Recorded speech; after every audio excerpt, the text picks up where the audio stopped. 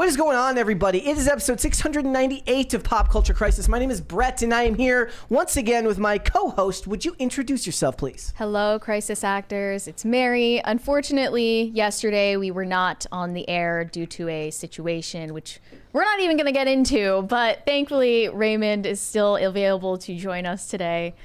How you doing, buddy? I'm good. I'm great. Thanks for having me, guys. Oh, look at that. He holds the mic up properly, too. Yeah. He's becoming so media trained. I'm learning so much. Learning so much every day. We love that. Yeah, so we got a bunch of stuff to get into today, guys. It's going to be a lot of fun. A heads up, though, episode 700 will now, of course, be on Friday. Yes, you heard it here first. And if you are not yet a member, go ahead and sign up for the Timcast Discord, because there is a section over there to leave Discord messages for the episode 700 of Pop Culture Crisis. We will be listening to them live on air. It will be a lot of fun. It's going to be great. So what are we getting into today? Well, first things first, we're going to be talking about Chappell Roan, which I know all of you love that. You love when we talk about her. Name 5 of her songs. The thing is I find her to be one of the more interesting people going on. People working in Hollywood right now. Can you actually? I cannot. No. Can you name one song? No. I can try. Let me try. Okay. Good Luck, Babe. Femininanan. Okay. That's one of them. Didn't pronounce it right. I would have been better off trying to name a Sabrina Carpenter song. What else? I know I have more. I don't listen to Chappell Roan. Yeah, but look, I just know that she's what's happening right now, and that's why we're talking about her, because she just never shuts her mouth. She really doesn't, and for somebody who seems to hate the spotlight as much as she claims she does, she loves to give interviews. There you go. Hot to Go. That's another one. So for somebody who hates the spotlight, she loves to give interviews. Sure but does. She's being dragged by her own fan base because she refuses to openly endorse politicians, to which I say based. For the most part, she complains a lot about other stuff. But the point is, if you're a celebrity and I have to read about you, I'd rather you just kept me guessing. I mean, that is a very creative use of the word based, which I wouldn't necessarily I think if the idea here is that, you say what you think, regardless of whether your audience actually likes what you're going to say or not, I would consider that based. I think she's more... Also, not openly endorsing a politician is objectively based. Yes, sure. Yes. But she's more principled than a lot of her counterparts. So we're going to talk about that. We're also going to talk about Jojo Siwa, and you're unfortunately going to have to look at some pictures that we also had to... Actually, you know what? I don't even want to show them. I'm just going to describe them. We need to show them. We need to show them. I'm sorry, but it's necessary. It's stupid. So she did a magazine cover. Where she is in some form of male drag. She's normalizing the bulge. She's normalizing the bulge, just as Dylan Mulvaney instructed her to. And the content of that interview was surprisingly a very disturbing look into Jojo Siwa's mind, which is a place that not many people want to go.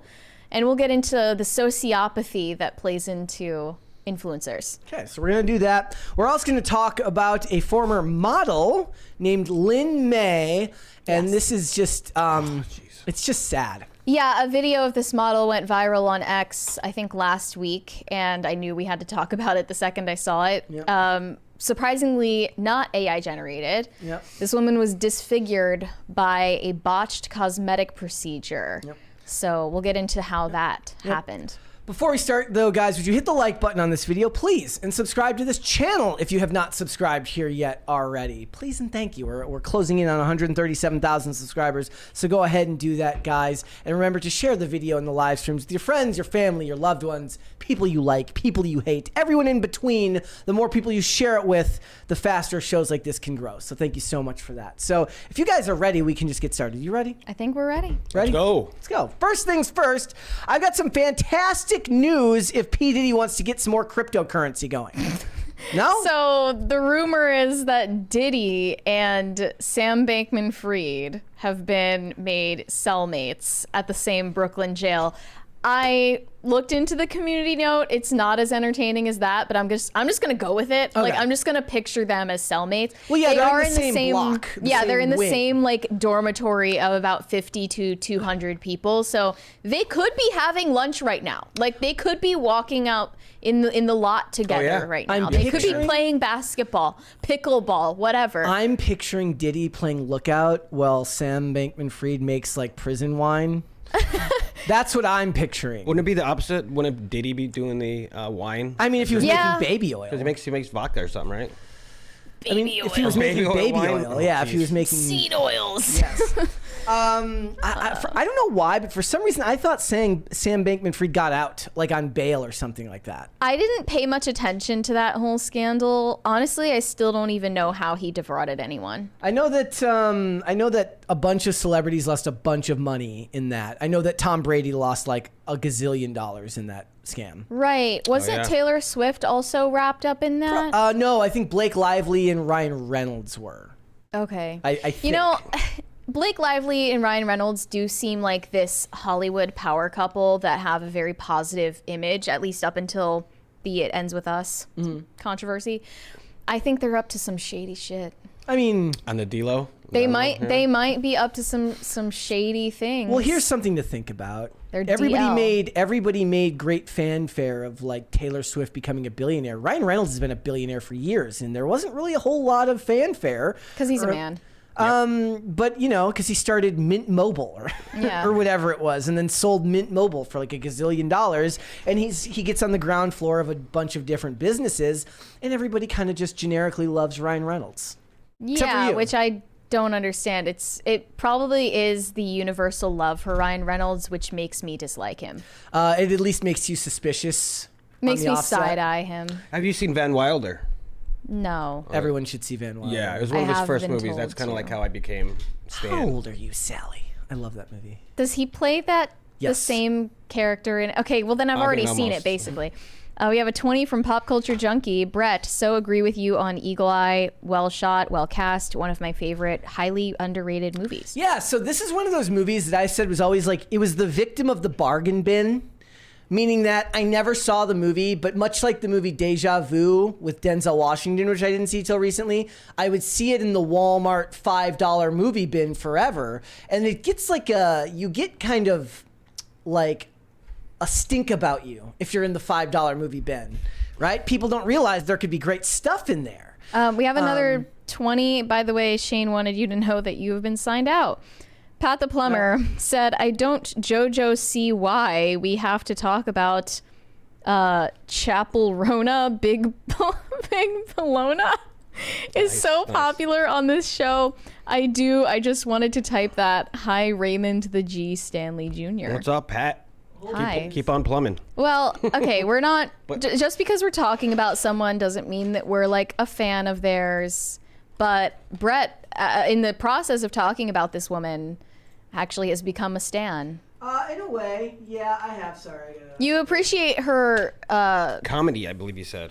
It's her approach to doing media and the way that she's just like always saying what she thinks, even at the peril of being marketable. Yeah, it doesn't really fitting bother into the right box. It doesn't really bother her to do that, which I can kind of appreciate. So I got to turn this. It keeps her in the good graces of the watermelons on Twitter, though. Because you got to be big with the watermelons on Twitter. Otherwise, they're going to Yeah. shun you. I think she was actually taken out of context, so we're going to be defending Chappell Roan today. Nice. There's some issues going on with the crisis. The bar seems all right. The count seems. There's to have a always problem. some- There's always something. Like I'm actually really annoyed right now. Let me go check something here. Yep, it's gonna. I'm gonna Brett be is so going annoyed all to day. crash out on live on air. I literally just had to fix it on Monday. And what happens is like anytime there's rain or thunderstorms and Really? electricity problems. So I come up here today and there's battery backup problems and I have to spend 20 minutes fixing that. And something happens anytime this goes on that's connected to the automation and now there's an issue with the crisis meter. And if the show is not live right now, I would be yelling at the top of my lungs. Maybe you like I should was do in it the top anyway. of a mountain. Maybe you should yell anyway. I think that would be really entertaining. But back to, I do want to quickly address back to the movie Eagle Eye. I do recommend everyone go and watch this movie, which is essentially about an all-seeing computer program that turns on the government because it's acting outside of the Constitution. Okay. And it's really, really fun. And Shia LaBeouf, right? Yes, Yeah. Shia LaBeouf, a bunch of really, really great actors in it.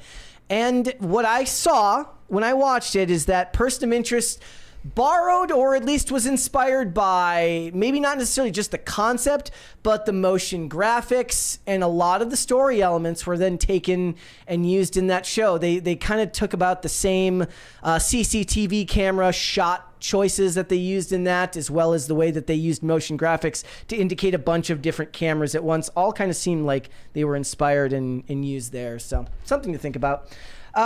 Yes, back to Diddy. What were we saying about Diddy? In jail. Yes, in jail. Yeah, he's just chilling in jail, not eating any food. They say he's worried about getting poisoned, so he's just starving himself, which is worrying.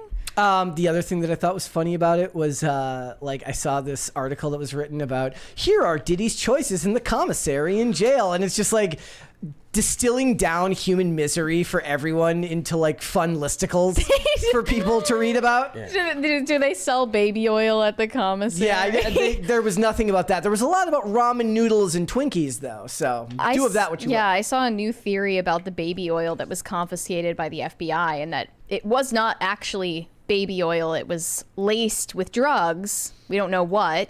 They were saying That's a good call. They call GHB. it GHB, which has a street name, liquid ecstasy, but it's not actually ecstasy. Causes feelings of euphoria, which would come into use in the freak off parties. I guess is the point there that, why would the cops just seize 1,000 bottles of baby oil? Yeah, like why? And did he get a Yeah. receipt for that to We get have them back? another 20 from Francisco Sanchez Jr. Turn the smile right side down. All dogs go to heaven and cats are for the streets. Chappell Roan or Toblerone? I mean, in that case, I choose Toblerone. Yeah, for all dogs will go to heaven, right? Yeah. And cats, like, I literally live in an area that's just overrun by cats. So that's actually true. Cats are for the streets. Am I going to have the Seamus take? No, Yes. no pets go to heaven. Because they Get don't everyone have... mad at me today. Yeah, Mary, do pets have souls? Let us know.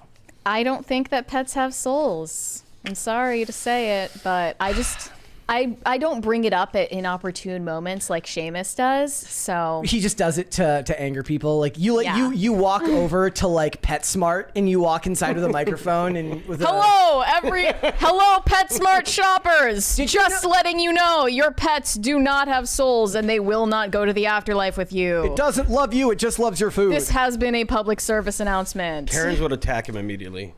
Yeah. And the sad thing is like you will get attacked for that, but everyone's allowed to have their own opinions. On the other hand, I wake up and the cats have now switched off sleeping in a sock drawer, and it's adorable. That's so, what can you do?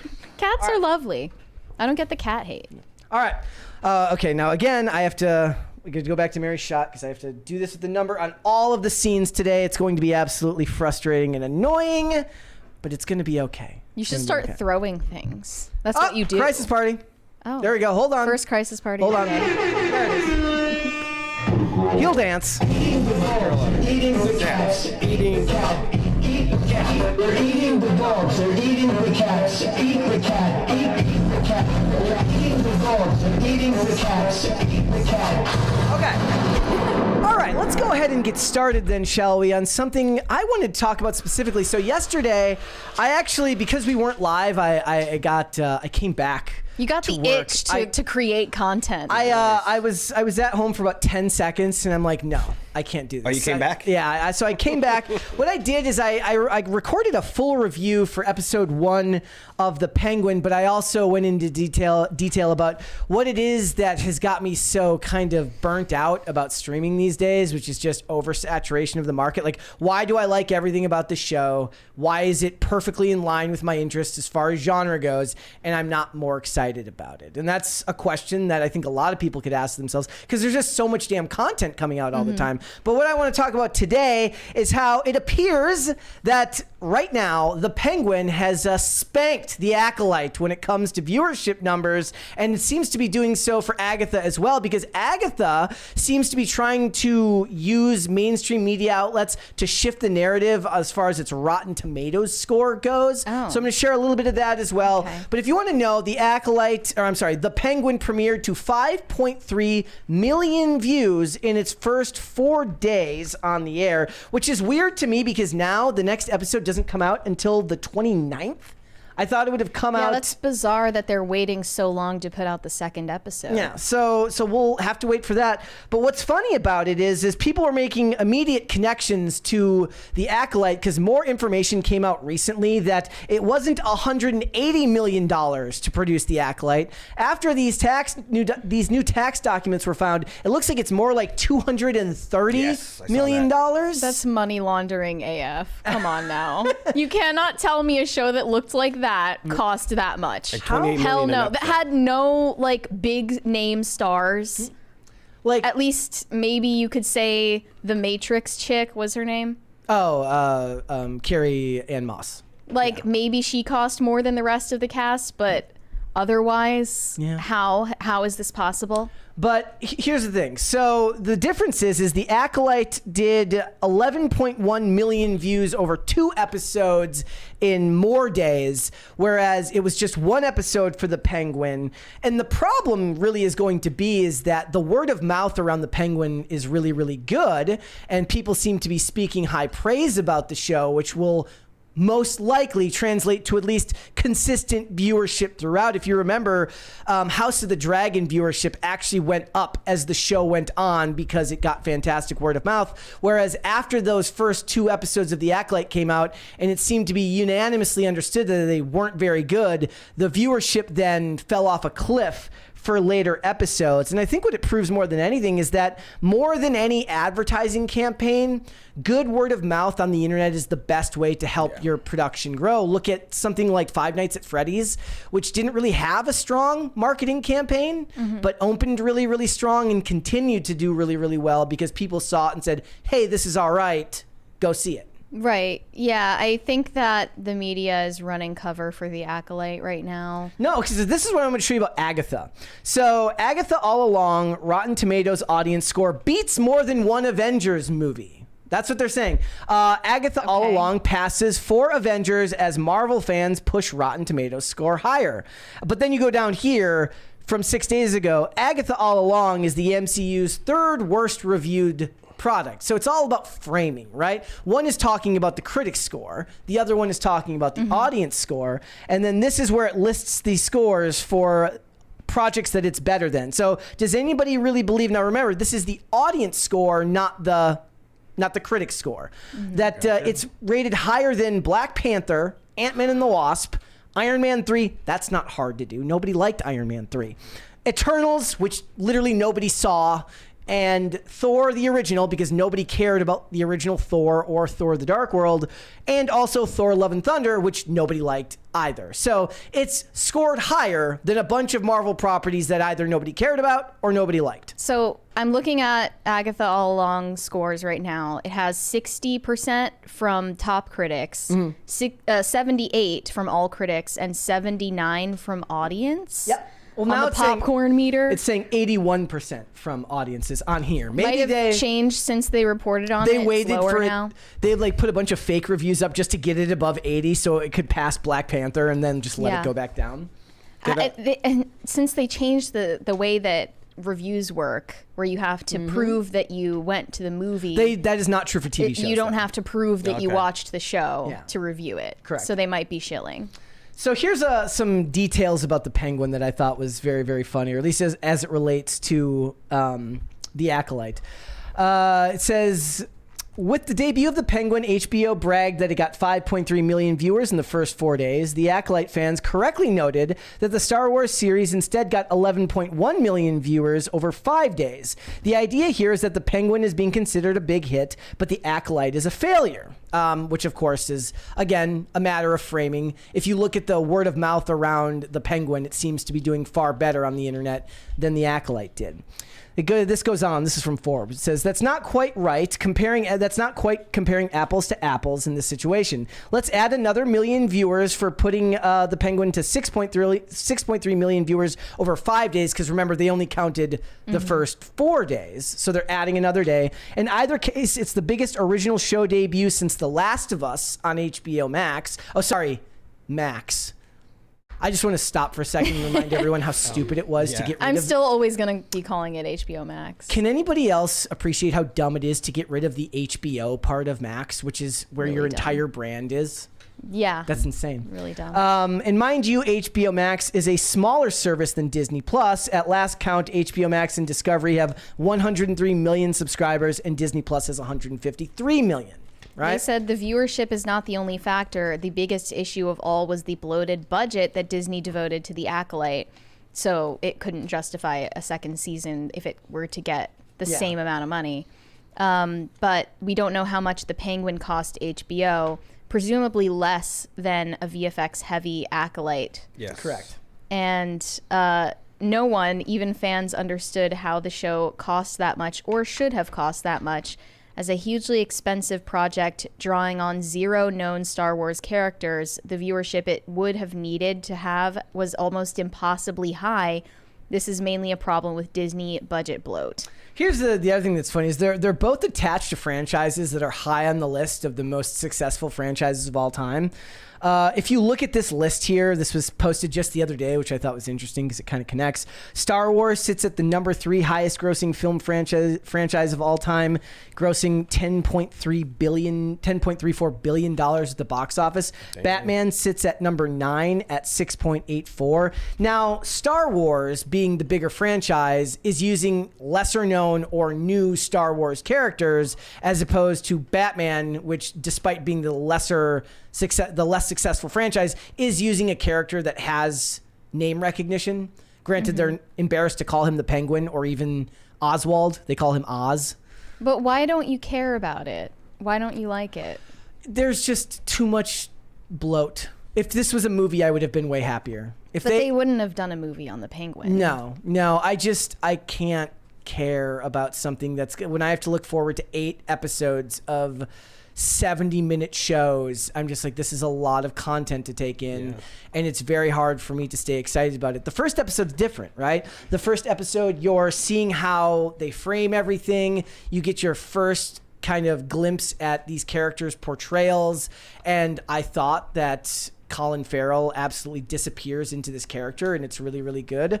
I think the woman who plays Sophia is really, really good. But in general, it's very hard for me to get excited for something that's 8 weeks of something. Which is already a limited series, so you're investing in something that's already going to be over next month. And he said that he doesn't want to do another season. He says he doesn't want to do another season. So they did say the director is going to do an episode every 2 weeks. 2 weeks gaps between every episode. Yeah. So I thought, is that just about like prolonging the marketing and the fanfare for it? Yes, it's one of the reasons why a lot of the streaming services have moved away from the binge model, which is to drop everything at once, which oddly enough, I still appreciate when they do it. It's just that very rarely does a show come out that I actually like enough to even use that model. I did that when Twisted Metal came out in like last year on Peacock. They made a Twisted Metal TV series with Anthony Mackie that I really, really liked. That was the last time I binged a show. What else has come? Like even if The Acolyte was actually not crappy, right? Or not? I'm sorry, not The Acolyte. What's the other something that I watched recently where all the episodes were? Reacher. Reacher. The episodes were all 42 minutes. I binged that when it came out, the first 4 episodes. But then after that, they did weekly releases. So then I had to wait week to week to week. But the point is like if you're going to spend $100 million on something and it just disappears from the news cycle a week later, that's not a strong return on investment. So you watched the Penguin premiere too. Do you feel the way that Brett feels about it? The fact that he loved it, yeah, or that he liked it, and that he got in the character. I love the mom; she's awesome. Gives me the mob classic movie style, show style. I'm a huge fan of it so far. Episode 1, but then I got to wait 2 weeks for next. And then 2 weeks again, and then 2 weeks that's again. hard. Like a lot of people can just hard fall to keep off. people's attention like that. And I know Netflix is never going to go back on the binge model because it's part of their brand at this point. I mean, I could be proven wrong in the future, but I don't think they're ever going to change it. Yeah. It defeats the point of streaming, though. Yeah. To watch things on your own pace. The great thing about the Yes. Penguin is you get to see you get to watch him just talk his way out of a bunch of Yes. situations. That's really what it's about. He's really, really good at social engineering and bullshitting his way out of situations that he gets himself into. And it's kind of fascinating. But in general, 2 weeks between episodes is a long time where it's like all it takes is just that 1 week you miss. Yeah. And you're like, Oh yeah, and it's like a month for 2 episodes. That's insane. yeah. Yeah, I wouldn't see it as worth it. But if I have to choose between this and Agatha, I'll take this. But that's fair, right? Like Agatha is definitely not designed for me. It's not meant for me to watch it. Nerdrotic said the same thing. He said, Agatha all along is not a show made for Marvel Comics fans or men in general. It's a show made by and for wine moms whose accessory kids are raised by nannies, and it reflects the Los Angeles they live in today. And someone replied to that with the infamous She-Hulk meme that says, sorry, incels, not all content is made for you. Using a canceled show as your example for that isn't. It's such a self-own, but they don't have any self-awareness. Okay, let me check here. Okay, no, after this one, all of them are weekly. Okay. So the 29th. It's a weird choice, but okay. After that, October 6th, 13th, 20th. Yeah, it's weekly after that. 2 weeks between episodes would be insane for an entire show run. Brave AI lied to me. Yes, it did. Is there going to be much action in it, or is it mostly just like It's dialogue? not a lot of action. It's a lot. Like that's what I'm saying, right? Like if Colin Farrell couldn't deliver, the show would have been dead in the water because it is so dialogue heavy. A lot of it revolves around your ability to kind of watch him disappear into the character via the accent and the mannerisms. It's really, really good, but I didn't think as fondly about the Batman after the first time watching it. Like I watched it, it was fine, but I never rewatched it because it was 2 hours and 50 minutes, and I don't have the time to watch something that boring again. It was so. I just don't. I still don't understand why people were celebrating it so much at the time. Yep. So we'll have to wait and see. I saw some comments on like my video talking about it. They're like, if you liked it, why did you start bashing it right away? I didn't think You weren't bashing it though. I didn't. I don't think you were bashing it. I thought I sang just the right amount of praise for it. As far as genre goes, it would have to be more action heavy for me to be really, really into it. Like when I did a review for Extraction 2, I got really, really excited because it was action heavy and it was awesome. As far as this goes, it's never going to be The Wire. It's never going to be Breaking Bad. It's never going to be any of these shows, but it doesn't mean it's not something worth watching and checking out. So I do recommend everyone who hasn't watched it go and take a look at it on HBO Max. If you do, in fact, have that streaming service, you may find yourself surprised. So. All right. Let's move on then, shall we? Let's talk about Liv Schmidt. Yeah, as I'm sure a lot of you are already aware, we live in the post-Ozempic world, which means that we have the privilege of witnessing the last dying gasps of the body positivity movement. And unfortunately, it's going to die slowly. It's going to be a struggle.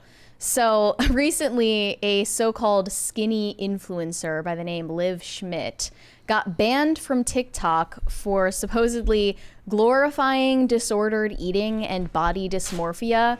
She made what I eat in a day videos, she made workout videos, and just generally promoted the idea of being skinny as a good thing, something to aspire to, which is rare in our day and age. She calls herself a flat stomach enthusiast. She said it's not a sin to want to be thin. And That's a t-shirt if I She even rhymes nice. she has a lot of good catchphrases. She's clever, but she was getting a lot of backlash from people who say that wanting to be thin or seeing that as a good aspirational goal in and of itself is harmful to young impressionable viewers. So she got banned shortly after the Wall Street Journal wrote a profile on her Her skinny videos divide TikTok, and she says they're what viewers want. Liv Schmidt grew a following with posts about staying thin and her daily diet. Some users said her content promoted disordered eating. But she just says, I'm giving the people what they want. I'm being real. And people are tired of pretending that looking good isn't important to them when it obviously is. I believe the science, and scientists with the introduction of Ozempic have proven actually that calorie restriction is the key to weight loss. Well, look, did you know that Lizzo addressed the Ozempic claims apparently?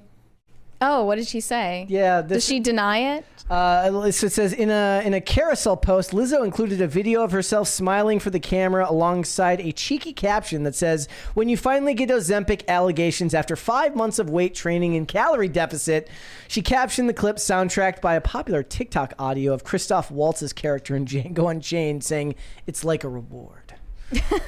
So she's working for it. She's not going to take the easy says. way out. She says, Ozempic or Coke? A fan, she says. Well, Lizzo, even if Lizzo can cop on to the fact that being fat isn't cool anymore, it's time for the rest of society to wake up. Yep. It's healthy as well. Now, experts and dietitians have described Liv Schmidt's content as reflecting, quote, an unhealthy devotion to being thin. Critics argue that Liv glamorized disordered eating by emphasizing the importance of staying skinny, leading to calls for the removal of her content.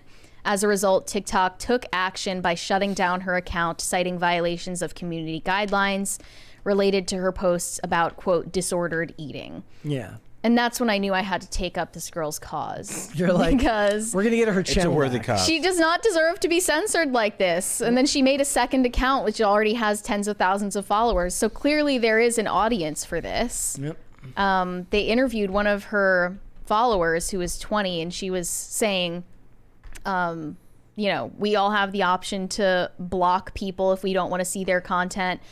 And this girl is just being very real and honest about what it's like to eat a calorie deficit, which isn't the same thing as having an eating disorder. Some people just can't seem to grasp that idea. Yeah. It reminds me of this thing that we covered a couple weeks ago. YouTube restricts access to fitness videos. Yeah, and it's bizarre That's because, insane. like, if this girl were promoting eating disorders, she wouldn't be making workout videos. She wouldn't be showing the food she's eating. She seems to be a totally well-adjusted person. She'd make finger covers for gagging yourself. Right? Like, we're not A lot exactly of acting content. promoting anorexia here when you're posting what I eat in a day videos and showing completely normal portion sizes. Yeah, I'd say, like, those can be extremely Triggering. toxic. The what I eat in a day videos. Oh, isn't there that really super thin, gross lady? What's her name? Eugenie Cooney. Yeah. Yeah, you know. She's on Right. TikTok, right? But she's on YouTube. She's not banned. Right. It's bizarre that this woman got censored for promoting like portion control and working out, but Eugenia Cooney is allowed to stay on YouTube with no age restriction on her content for years, literally on death's door. Like, that's insanely hypocritical to me. They interviewed a clinical psychologist for the New York Times piece about this TikToker who said they're very vulnerable to things on the internet, which was their way of connecting because of the isolation they had. She's saying young people, their lack of socialization, and they think this girl is their best friend. Yeah. Another ones they interviewed said, that's one of the things about really, really successful internet personalities, right? Is they connect with you in a way that make people, especially people who aren't well balanced, think that they're good friends with you, and that's not really what the relationship is. Sure, but I just don't see that in her content. I watched plenty of her videos. I don't see anything objectionable in there. Mary's like, please don't ban her. I get tips from this woman. Yeah, I mean, I never heard of her before you sent this story to me, but she seems like a good influence if we're comparing what's available right now on TikTok. But this says, compared to the pro-anorexia content of the early 2000s, Liv Schmidt's rhetoric is, quote, a lot more subtle and nuanced, but equally as seductive. Is there a world that these people live in where anything that doesn't just reaffirm what you already are is like a good thing? Yes, where Or they does are today. everything just have to be about how no matter what you look like, you're perfect just the way you are? No one actually believes that, though. You know, like that's so insulting to treat people like children. And I say that all the time, right? And Yeah. it's like you should have a healthy desire to improve at something in your life, be it physically, mentally, professionally. The idea that you can just sit around and everything's perfect just the way it is isn't how human beings have advanced to the places we've gotten to in the world. Mm-hmm. And what's ironic about this situation is she was banned for quote unquote community guidelines violations of disordered eating. Meanwhile, people with all of these other eating disorders are allowed to stay on TikTok as long as they're not thin. And that brings me to the ARFID trend on ARFID? TikTok.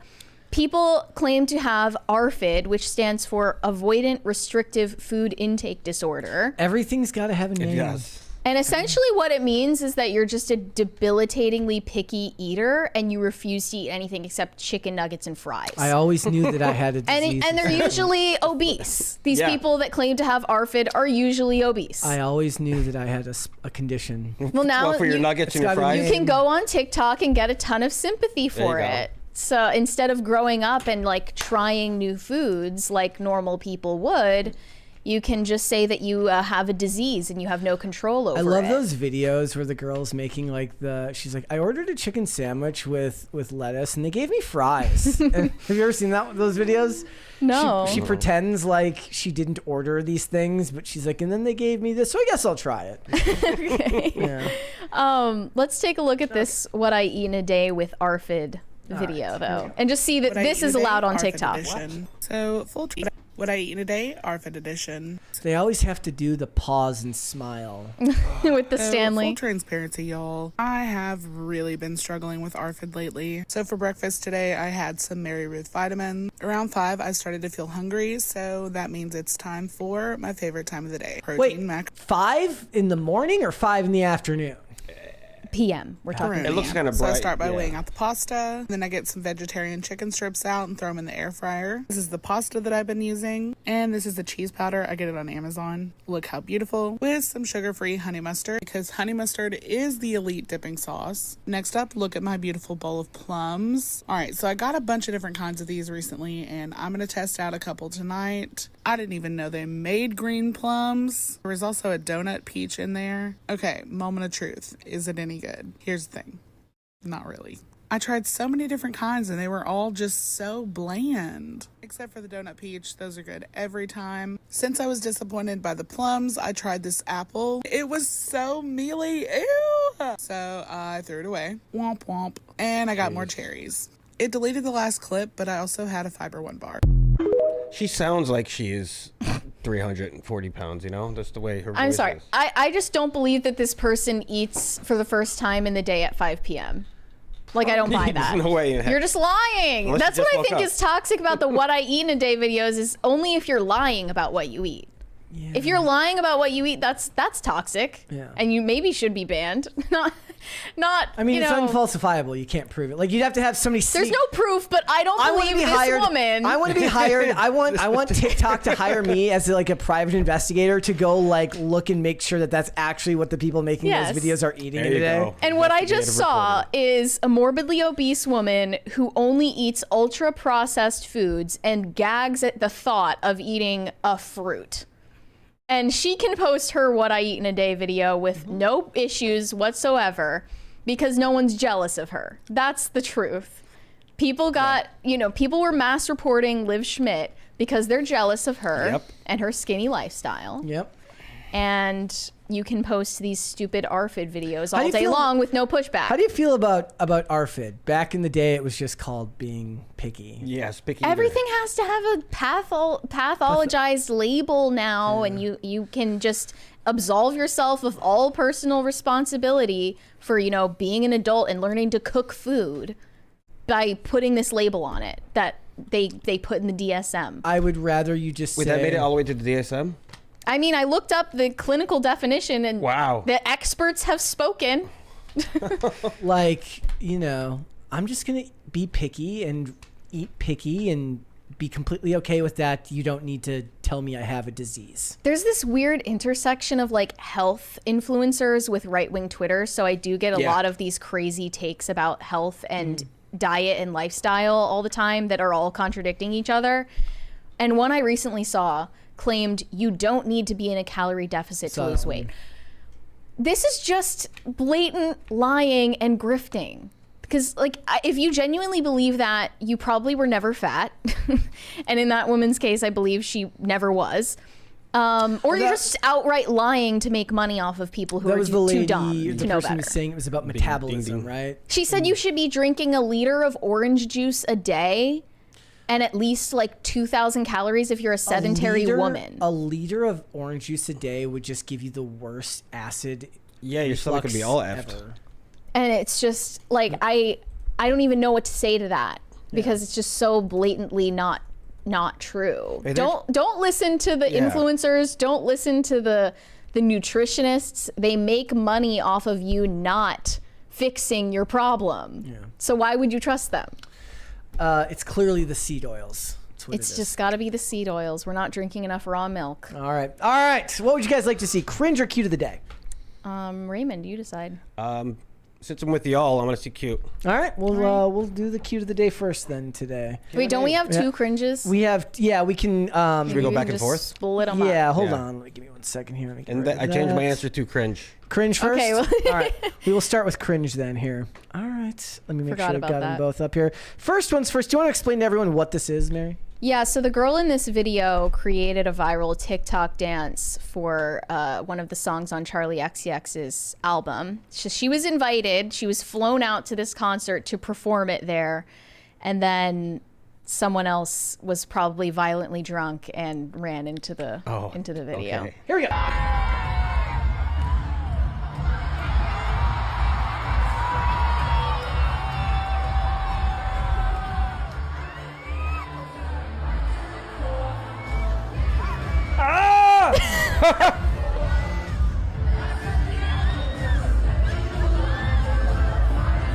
I love how she keeps trying to get the lady's attention and she just doesn't look at her. Acknowledge me. That lady has ARFID. Yeah, she must have ARFID. It's just the way she kept grabbing her. I do like that she gave up. Though. Yeah. She's like, she tried for a second and then gave up. Like, don't grab people. You can't do that. Yeah. And the lady just paid her no mind. As she should have, yes. No mind. All right, let's do cute of the day as well then, guys. Here we go. First things first. This one's from Shali. Says, old man sleeps in Lazy Boy while watching TV. Well, so do I. Love the tummy. So do I. It's full squid mode. Very cute. Let's do one more here. This one's from Layla. It says, Lil Mama's babies. Aww. Definitely. That's so cute. Happy little family. Yep. And there's the black one. Always got to have the black sheep. Multicultural. I didn't know that was possible. To have different colors and yeah, chicks. I never saw a black chick.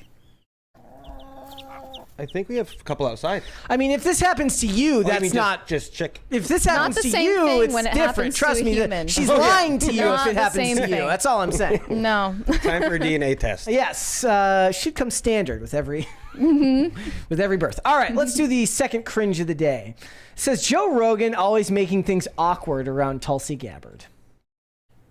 Is this Ping Trip? Yes. A nuclear war could break out. We are staring over the precipice of that nuclear brink now more than ever before. Nuclear war in World War III could be imminent. Total destruction of the planet. Holy shit. Is imminent.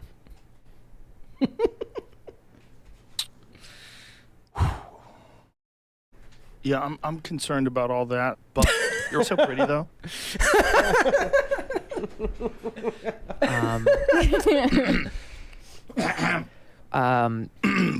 Excuse me.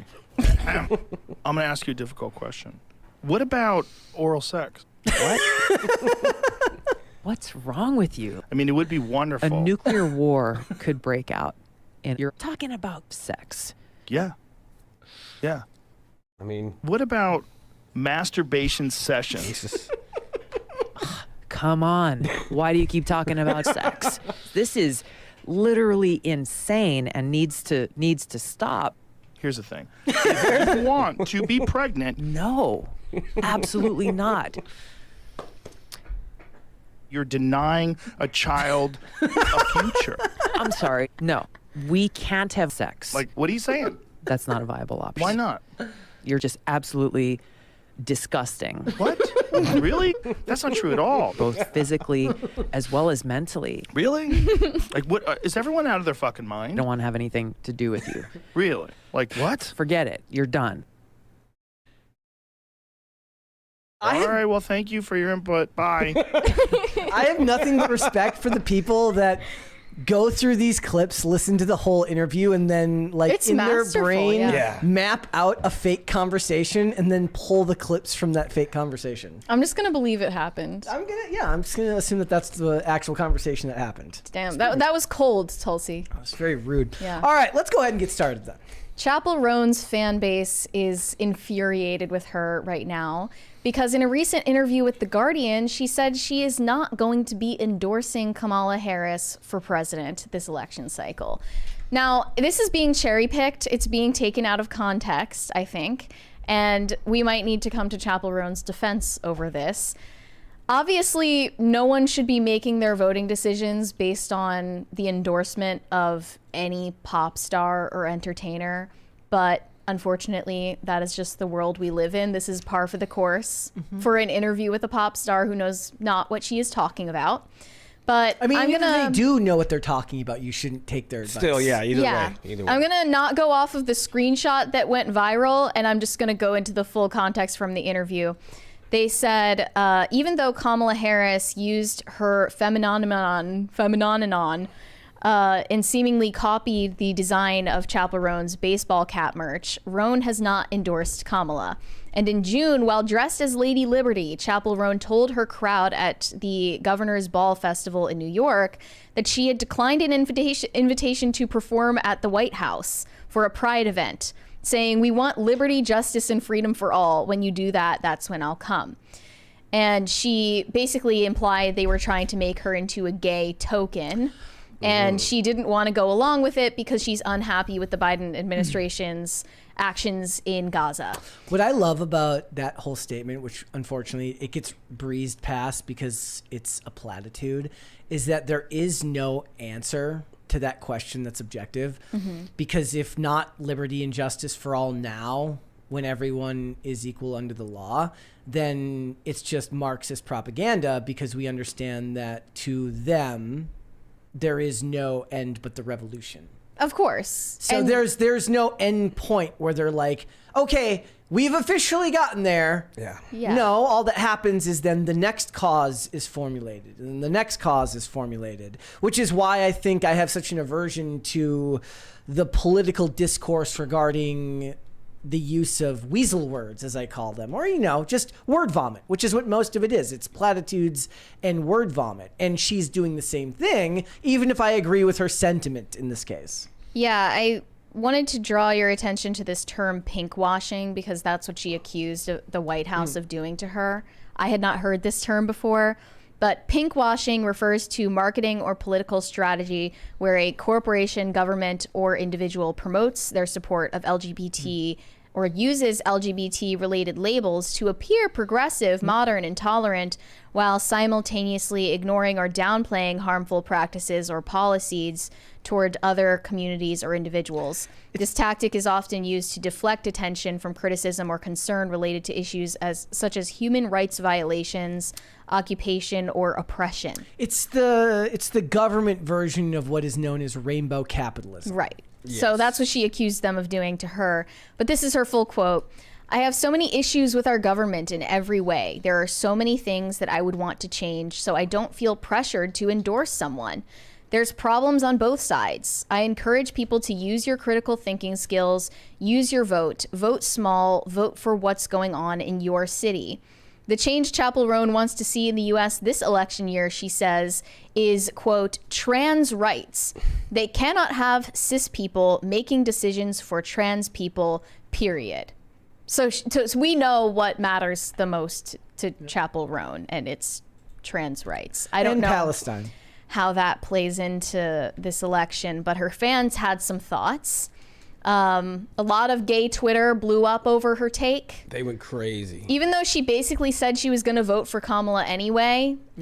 Which they left out of all of the posts. They hated the both sides so much. I'm sorry, you're going to probably read about that. Yeah. They hated both sides. Yes. Chappell Roan is old enough to have been an adult during Trump's first term and old enough to not be catastrophically ignorant of what is at stake. She is either a fool or a closet Republican. Oh. Another one said, the both sides are evil argument is so effing stupid because one side straight up brags and tells you they want to take away your rights and thinks a large portion of the population aren't even human. Another said, one side wants to criminalize drag fits you throw on every show, and the other wants to federally ensure you can't be discriminated against. So let's think for a second. Another one said, Chappell Roan is an embarrassment to lesbians. You can't borrow from drag aesthetics and embrace your sexuality and then pretend the party that would criminalize our happiness is the same as the one who protects it. When they're saying criminalize our happiness, they're saying they would regulate children being present at drag shows which are sexually explicit. It's the same way that it's the same way they conflate book bans with a federally funded school not putting a book in their public library that has actual pornography in it. Correct. Yeah. Again, the problem is I don't even know. And here's the thing: back in the day, I would say they're operating in bad faith, and I think that a lot of them are. I think a lot of them have just been propagandized so thoroughly that they've never actually looked at the other side of the aisle with any sort of honest, any sort of honest intentions, so they can't actually have a discussion about what the other side actually wants. And I think both sides are guilty of this to an extent, but I think the left is far worse with that because they're never exposed to right-leaning ideas. It's like Haley Williams said, Yes. you can vote your way out of a dictatorship. Yeah, Did you know that? I bet. Did you know that? Wait, that's a real quote? So Haley Williams, we talked about her on Monday. She denounced Donald Trump seen and the whole Project 2025. dumb stuff, yeah. And she said, do you want to live in a dictatorship? Well, go out and vote. Oh yeah, at the end of it. What I hate about this is you're kind of criminalizing the ability for somebody to be interesting, for the idea that somebody could be more than just the checklist of traits that fall along party lines that are now attached seemingly to identity, meaning that to me what is more interesting than anything is when somebody may appear a certain way but is more than that, which is true of pretty much everyone. Right? Like you're more than just your physical traits. You're more than just the persona that people that see out there. It's kind of like what they're doing with like Tim Walz. They're like, look, he hunts, but he's also, but he also cares about this issue and that issue, which is actually true of most people.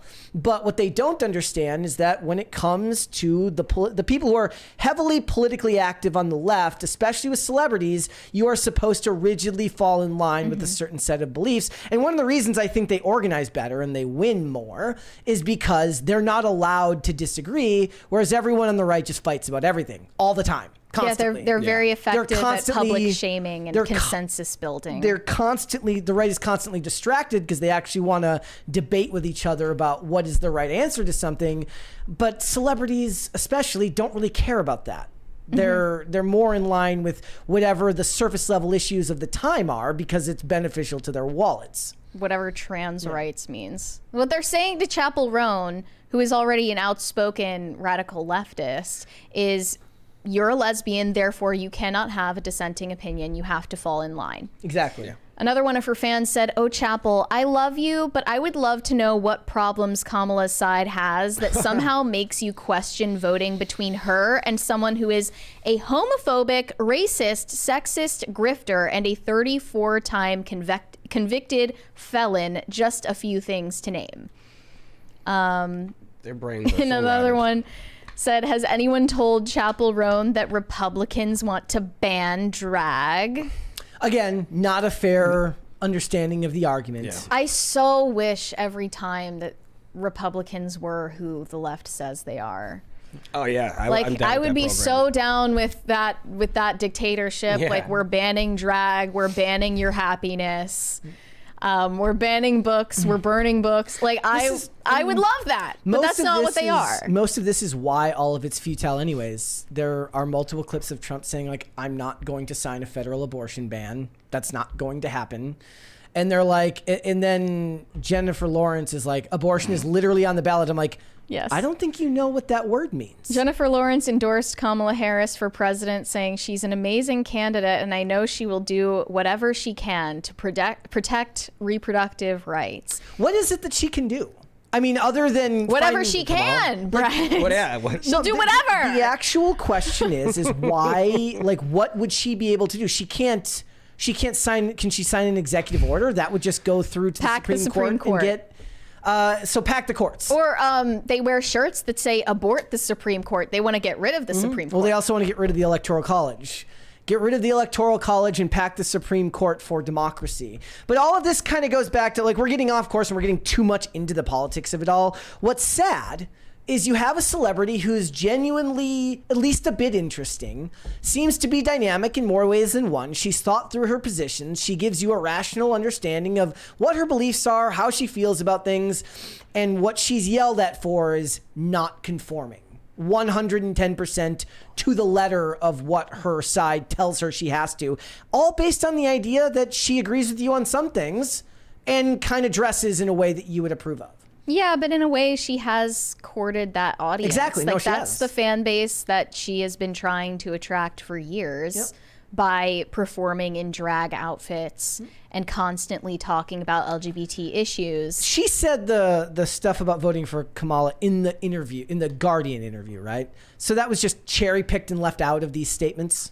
Well, I think like that's not what I read explicitly, but I thought implicitly what she's saying is use your vote. So she is intending to vote for Kamala. She's just not going to issue a public endorsement telling other people to do so, which is a much different thing. And she did clarify her stance. She was forced to clarify. Did you watch the video? No. Of her clarifying? I have Let's that here. To use critical thinking skills, That's her. learn about what they're voting for, learn about who they're voting for, and ask questions.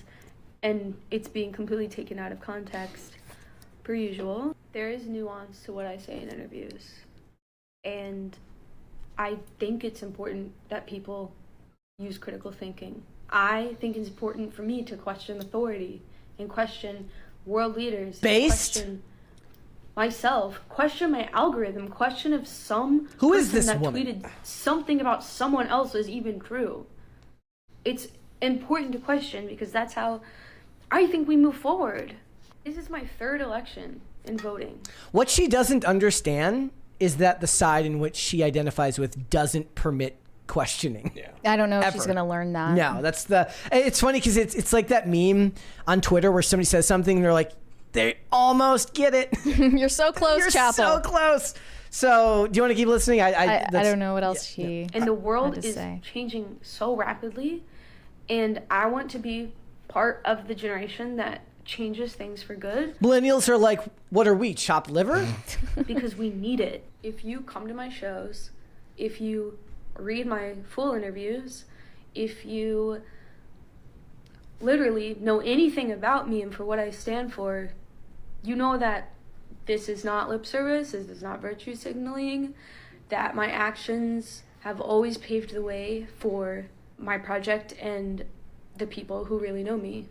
Actions speak louder than words, and actions speak louder than an endorsement. She doesn't do any critical thinking, I'm guessing, because otherwise she wouldn't think of the way she thinks that they're going to end trans rights. Or Just- take away rights. This from a PR perspective was a lose-lose situation because if you don't endorse Kamala, your fans are going to come after you.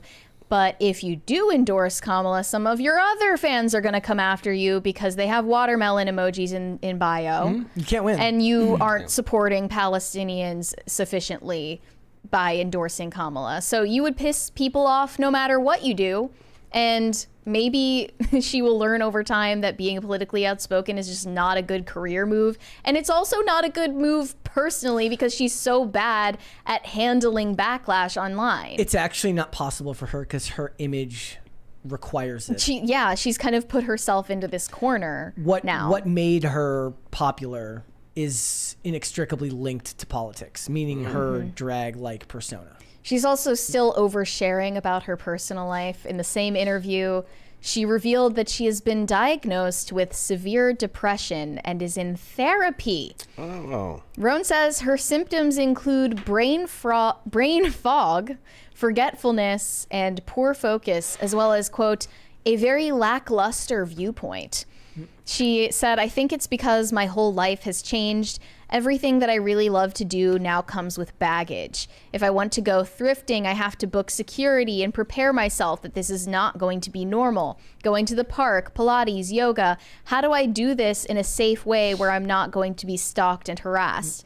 She also said, I'm very turned off by the celebrity of it all. Some girls have been in this so long that they're used to that, but I'm not that girl. I'm not going to be a sweetie pie to a man who's telling me to shut the F up.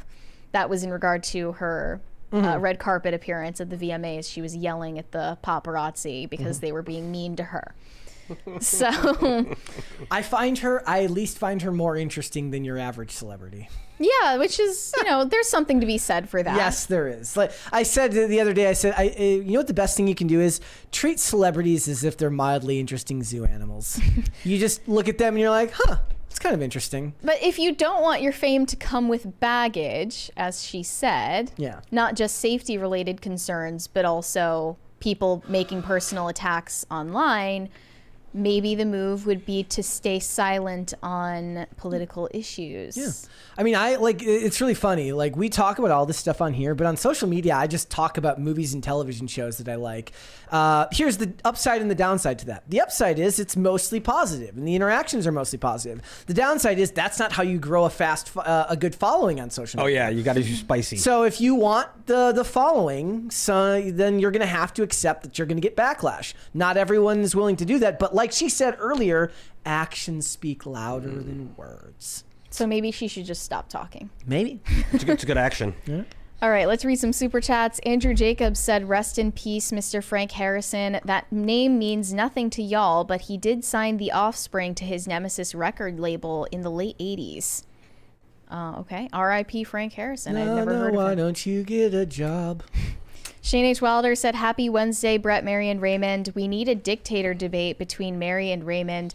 I like Mary's platform, but she's a woman. I'm torn. Ooh, she's got a good point. It is always true. I understand your concerns, and maybe you don't want me to be in control of the big red button, and I would understand you. Yeah, for that. I love the meme that goes around where it's like the first NFL ref that's a woman and throws the yellow flag. It says like, what's the penalty? Says, I don't want to talk about it. Shane H. Wilder said, oh, I forgot. Rejoice. It's finally autism. It is. Yes. I guess I thought Sunday was the start of autism. Wait, what? Oh, autumn. Yeah. Yes, my favorite season, autism. Potatoes for Seamus said, hi, Raymond, Shane H. Wilder, and Queen Mary. Oh, hi, Brett. Also, we need a punishment for Brett. Why, oh, why did Brett abandon us yesterday? Just for that, Brett needs a man bun for 700 or put a mocha on. Do it, Brett. Well, there will definitely be no mocha on. What about a man bun? You don't really have enough. I don't have enough. Well, you could do it in the front with a little hair tie, like front put bun. it just. Is the idea that you want to see pictures of me with a man bun? You're never going to see those eyes. No, we should do a little slideshow. Mary has seen them. I have shown them to Mary. Yeah? They do exist. We both have old cringy photos. Who doesn't? Yeah. You have them, right? Sure, 100%. Everyone does. Probably since yesterday. Mine wasn't even like, it wasn't a man bun on purpose. I was just poor and couldn't afford to get a good haircut. So Don't lie, you loved it. I did love it. Well, I never wore it up in the bun unless I was skating. Looking like a. Did you on top warrior. or were you On top. back? Okay. On top. It wasn't long enough to wear all the way back. Okay. Yeah. Top bun. I've seen it, and I would like to unsee it, Yeah, but I also want all of you to see it. I don't blame you. Potatoes for Seamus said Brett must be into fitness. Fitness mocha on screen. No. I did take a picture of Mocha sleeping in the sock box today and then deleted it because Out of shame. that. You have sock boxes? So I have skating socks and I have regular socks, and Makes sense. the skating socks go in a separate place from the I don't know regular what this means, but Potatoes also said, sorry to hear our Brett a Amber Heard bed. What? You pooped in your bed? I don't know. Is that what that means? Greg Duvier said, I was a sad panda yesterday. Let's go. Well, we are back today, so be a happy I hope panda you're not sad today. anymore. And everyone was saying that Matt Walsh would not approve, given that Yeah, we've he would missed... be a very disappointed dad. Look, if you guys want to go talk to the Department of, to Maryland, to the state of Maryland and to the city of, the city outside here, and have them fix the power lines so that we don't have a power outage here whenever the rain comes or there's lightning and thunder, then you could go ahead and do that. I don't have a say in that matter. I had to flip a couple switches in the power box Yeah. after the rain. That's usually at least once every time you come back. I come up here and something's beeping. Yeah. and- What sucks is that it's going to be like that until next week in the middle of the week. It's going to be doing this horrible thing where it's raining but not raining That's for stupid. the next week. It's stupid.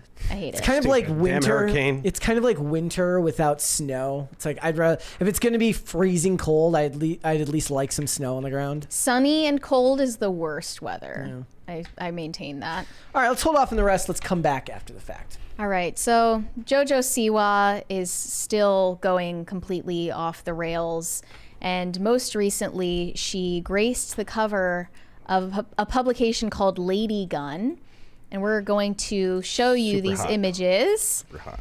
She is in this cover shoot wearing a bedazzled breastplate, I suppose, of a male torso, as well as a bedazzled groin cup over her crotch.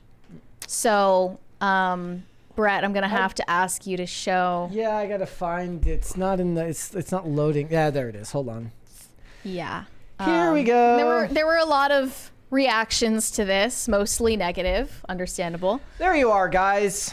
And Lovely. Look at that freaking picture, man. Jeez. that's just Lovely. It's not a look. It's not a look. It's not a look. So in this interview, the interviewer said to Jojo, "You're the master of the attention economy." And Jojo said, "Thank you. I'm an attention whore."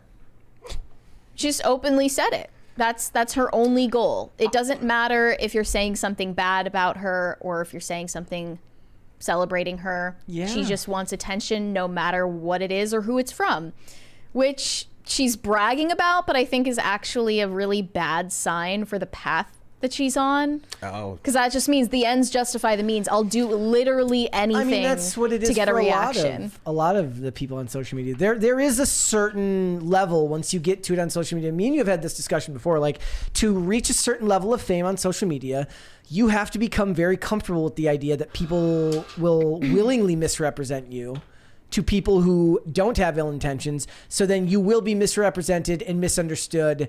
And for a lot of people, that's not easy to do. But for the people today that do become super famous, it's something they have to live with every day.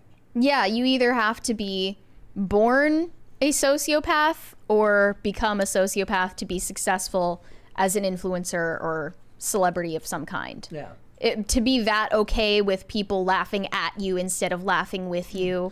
Or with people misrepresenting what you believe and not taking the time to correct each and every person that does that. Yeah, exactly. So this is getting more and more worrying with each sentence. Jojo's brain constantly aggregates content. Everything she does seems to become a headline or trending topic. Jojo often discusses her rise to fame or notoriety as a plan. She sees herself as a curator of attention, collecting the internet's energy and perceptions. Jeez. She also talked about how she was deeply influenced by Jake Paul and Logan Paul during her childhood and decided from that point on that she would do anything to mirror their rise to fame.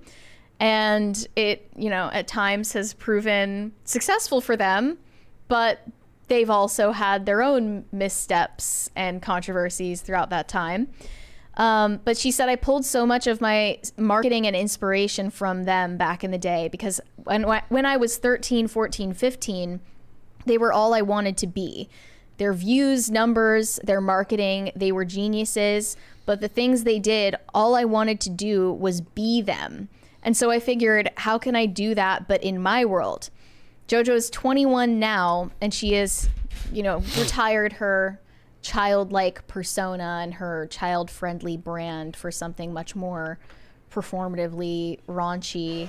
Correct. And she's trying to break out of that Nickelodeon past. And in doing so is becoming one of the most hated people on the internet and seems to think of that as a good thing. Because it's contrived and it doesn't feel natural or authentic in any way. But authentic doesn't really matter anymore. Nope. Clicks. Yeah, she's very clear about that. And it honestly surprises me that someone could just say this out loud and not think it makes them sound like a dangerous narcissistic person. She said, everyone always tells me that you need to open a marketing company, and I tell them I wish I could, but I literally can't. The only thing I know how to market is myself. I was telling you before the show, I was reading this article about the next generation. I read a lot about Gen Z in the workplace and how they differ from millennials. And one of the things this article was talking about is how Gen Z, they're not really focused on getting higher end jobs at companies because the only thing they really know how to do is to market their own brand. They only know how to market themselves, which is also just a sign of an increasing level of narcissism in our culture.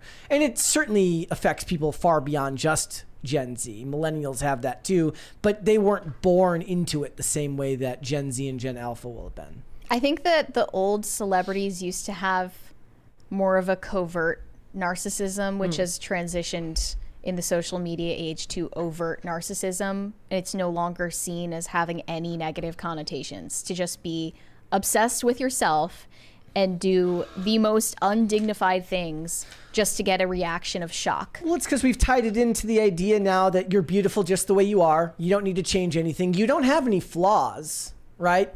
It's not that you need to eat better. It's that you have ARFID. It's not that you're narcissistic. It's that you have high self-esteem. You love yourself. Well, if I had to armchair and not analyze Jojo Siwa, I think that Jojo wasn't born a sociopath. I think she was made a sociopath by starting out in her career on TV as an 8-year-old child.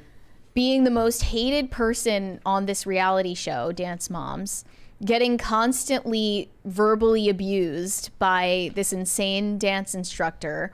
And now she kind of has come to embody that person. She's becoming her own tormentor. She said, I learned at a very young age that in the public eye, any attention is attention, good or just attention. I signed with new management. They're great. But they were like, we got to get people to rally around you and start to like you. And I was like, oh no, that's not the point. I can't. Oh wait, she said no, it's not the point. She doesn't want to be liked. I cannot impress upon you enough how much I do not understand that sentiment.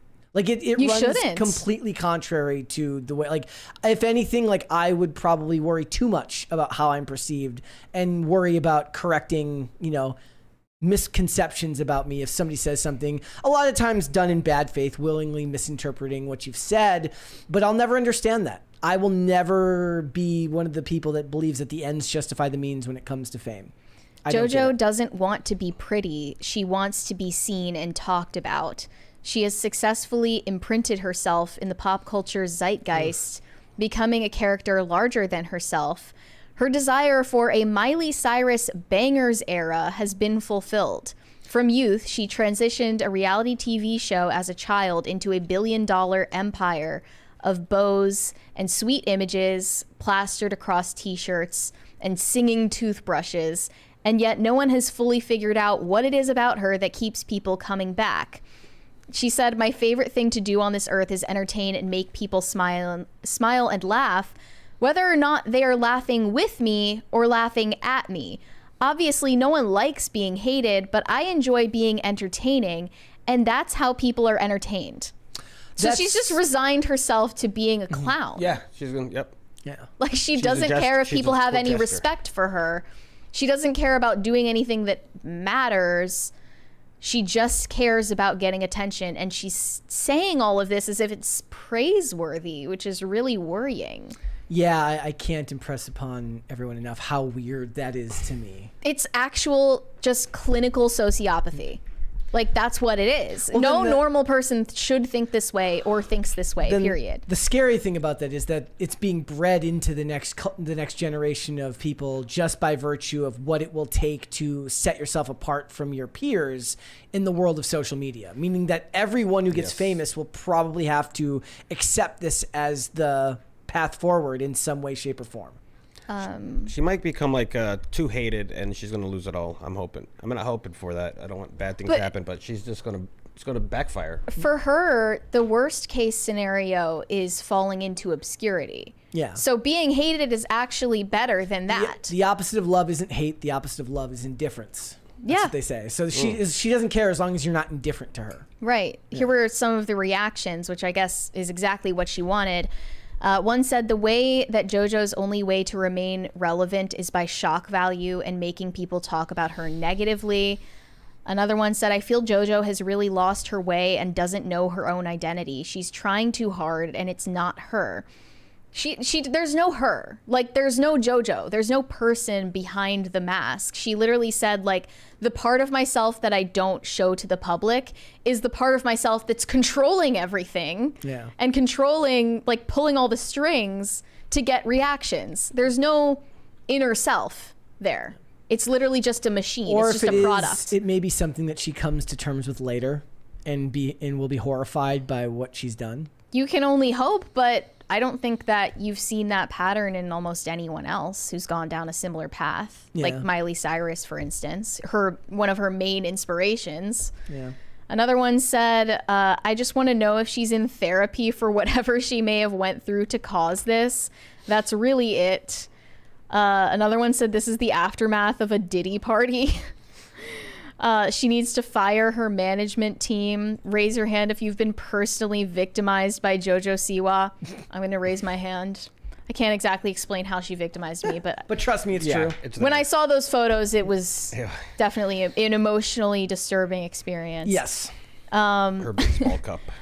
Another one said, why is it that I open Instagram and get a full face of Golden Cup? Some people were defending this, though. Some people thought, this was actually first time for JoJo actually serving a look.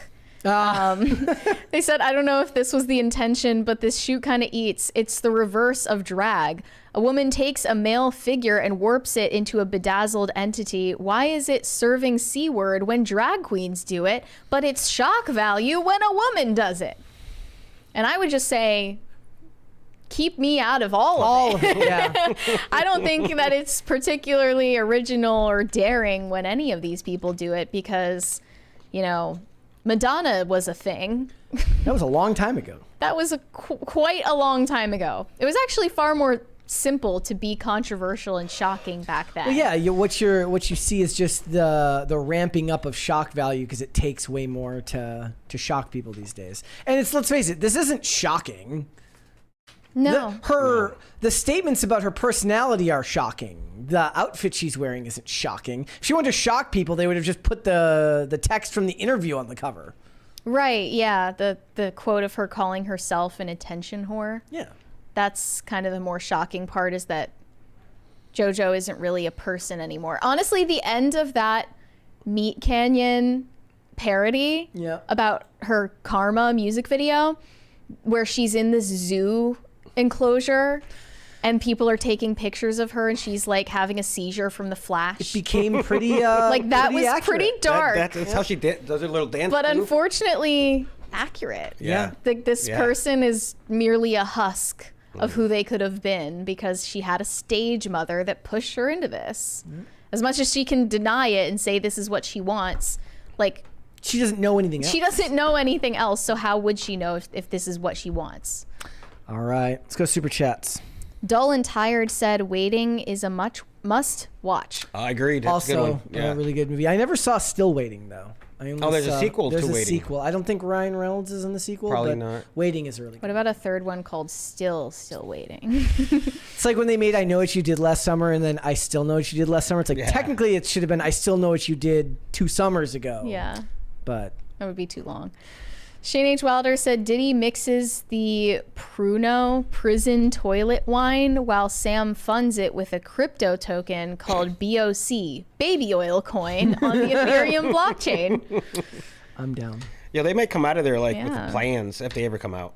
Name a more iconic duo. I mean, you know, if the crimes Diddy was accused of committing weren't so horrific, it sounds like a movie that would have been made in the era of The Hangover. Yeah. Thank you. You guys rock. The dogs are eating the cats. Eat the cat. Eat the cat. We're eating the dogs. They're eating the cats. Eat the cat. Okay. 200 Watt Studio said Diddy and Crypto Guy living together. Who's the top and who's the bottom? Yikes. Diddy bottom. You think? Yeah. I don't know. I dare not ask that question. I don't even want to think about that. Corey Anderson said, when I pass, I want to go where the dogs are. So you're just Wait, gonna did you go make into your infinite did you make your blackness. tweet about Patriot? Is that where this is going? It was I was workshopping this before the show today. We were talking about a right-wing alternative to all of these woke funeral homes. It's We'll because keep the wokeness out of your wake. Yeah, it's a wake, not a woke. All of our coffins are produced right here in the U.S. of A. We'll bury you in Patriot dirt. Can't deal with all these woke funeral homes. Find an undertaker right now on Public Square. Pop Culture Junkie said, Brett, if you liked Eagle Eye, check out the film Source Code, another sci-fi thriller with the Michelle Monaghan clever concept. I think I saw Source Code on one of the streaming services recently too and didn't watch it.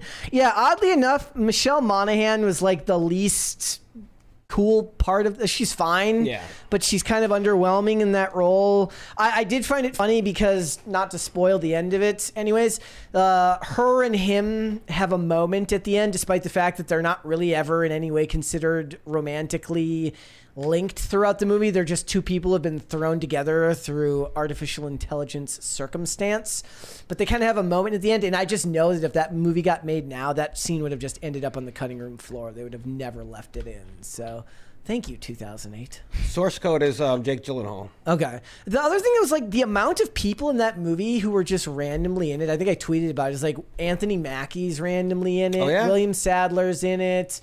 There's just all these great actors. Billy Bob Thornton's in it. Just so many people that are great actors. And like these guys. Oh, and who's the other one? Rosario Dawson. This movie's like almost 16 years old.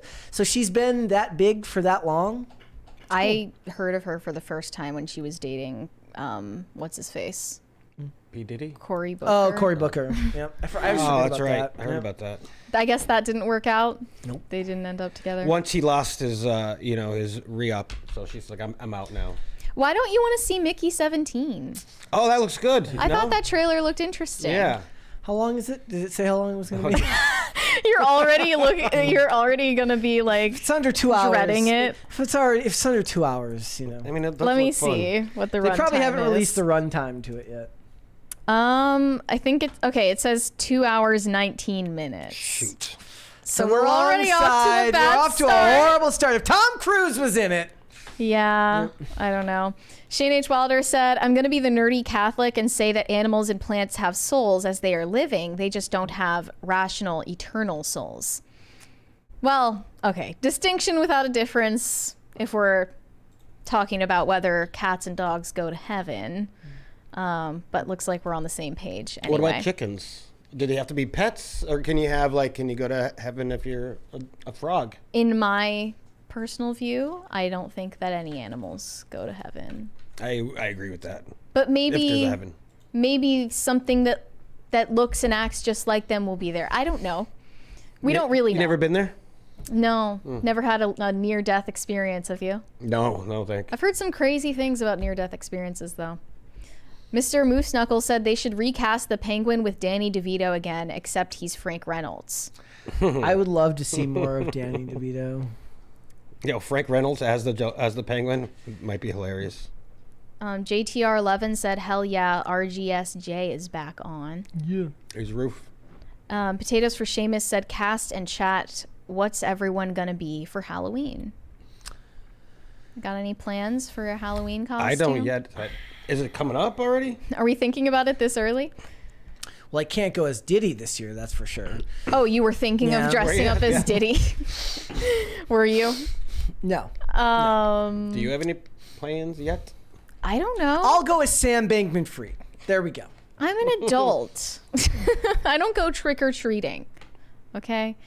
Zach said, Deja Vu is a pretty good movie. I hated Eagle Eye when I first saw it because it's one of the few movies to actually make me anxious to due to the character having no control over what happens to them. What's funny about it is that movie came out, if I remember correctly, 1 year after the original Transformers movie, which means that they were probably filmed close to the same time, which means that even back then, even before necessarily the success of the original Transformers movie, Shia LaBeouf had already mastered the panicky male lead.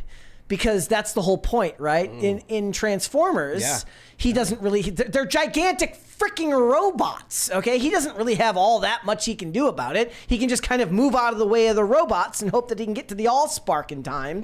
And the same is kind of true with... Eagle Eye. With Eagle Eye, which is that he's like, go do this. And he's like, oh crap, I gotta go do this thing. And he's gotta run and he's gotta scream and he's gotta go, ah, as he tries to get away from, all the things that are going wrong. He was already a master of that. And it was the movies weren't even out for very long. The panicky male lead just got old. It got stale at a certain point. Zach said any guest that doesn't want to dance should be kicked off the show or ridiculed at the very least. I also love that in Eagle Eye, like all this stuff gets sent to his house, which is very clearly a setup, and he just immediately starts touching everything. So in the movie, like the AI has a bunch of weapons sent to his house to frame him, and he's like, I think I'll open a bunch of these clamshells and these hard cases and touch these weapons and these, and I'm just like, bro. He just got sent $750,000. I think I'll take some money out. And then he goes and touches a bunch of weapons that end up at his house. He wasn't the smartest cookie. I did see that gentleman dancing last Friday. Oh, yeah, our last guest. Dancing is You good. shouted him out. A lot of people are too proud to dance during the crisis party, but It's fun. we always appreciate it when they do. Next Gen Nate said, Trump voice, wrong. Weekly episode release as normal. Only first episode has 2-week gap. After episode 2 will be weekly schedule on Sundays. Brave AI. I did it on Brave. I blame Brave. Blame Brave. All right, hold off on the rest. We got one more there. Greg Duvier said the TV show Gotham, the only character I cared about was the Penguin and watching him rise in the rakes. The ranks. Yeah. The ranks. Yeah, I mean didn't care about anyone else on the show. That was a good character. That is, until they end. What did they did? Jerome and Jeremiah as quasi proto Joker in the last seasons, which a lot of people liked because Cameron Monaghan did a really good. Is it Monaghan? I believe it's Monaghan. Did a really good job with that role. But for the most part, that version of Oswald Cobblepot people liked, and then the people who didn't like it, it's because he's skinny. What was his new name? Oz Cobb, which just sounds like a weird political ideology, like ANCAP. Actually, yeah. It's like, oh, I'm an Oz Cobb, whatever that means. Like I'm an anarchist who only eats corn on the cob. That's what I am. That's funny. That's my diet: is anarchy and corn on the cob. Love that for him. All right, let's talk about Lin May. All right, so last week, a disturbing video went viral on X, receiving millions of views, showing a woman who I honestly didn't think was a real person, but after looking into it, I found out this is a real person. She was tragically botched in a cosmetic procedure decades ago, and is now 71 years old. She apparently got this done when she was in the middle of her, prime fame, and was promised a collagen injection and unfortunately got scammed by some quack con artist. But let's take a look at that video to show them what I mean, because I genuinely thought this was AI generated. I did not think this was a real video. Trigger alert. This is actually what she looks like. I don't know if the music's gonna get us copyrighted. So I don't know what she's saying either. Yes, she doesn't speak English. That head but is ginormous. this is just like terrifying. Yep. Absolutely terrifying. And I feel so bad for her, but at the same time, people should see situations like this so that they think before they inject stuff into their face and they don't even know what it is or what it does. Yeah. And it's stories like this that they should be aware of. This woman used Botox because she feared aging and has started a discussion about the dangers of beauty standards online. Yep. So her name is Lynn May, and she's known by her stage name. She is a Mexican exotic dancer and actress, one of the most popular Mexican cabaret dancers during the 70s and 80s, a sex symbol, and stars in hundreds of movies, TV shows. I just want to show you what she used to look like to emphasize how tragic this truly is, because she was a gorgeous woman. And obviously, like, that was why she became so famous. Is this, like, she just was like gorgeous, totally had a natural face until, due to a fear of aging, she started getting cosmetic procedures. She started getting cosmetic surgeries on her cheekbones and her jawline, and just continued spiraling further from there. This says the pursuit of beauty has not been without its challenges. Initially, Lynn May sought to enhance her facial features through cosmetic procedures, but one of her attempts went horribly wrong and continues to haunt her. Lynn was approached by a con artist in the 1990s who promised to rejuvenate her appearance. Young and naive, she fell for his pitch, and instead of receiving the collagen injections she was promised, a common and temporary treatment for smooth skin and reduced wrinkles, Lynn May was instead injected with cooking oil, baby oil, or water in her face. The result was the unsightly lumps that remain on her face until this day.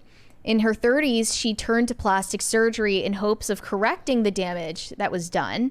And unfortunately, the situation worsened before it got better.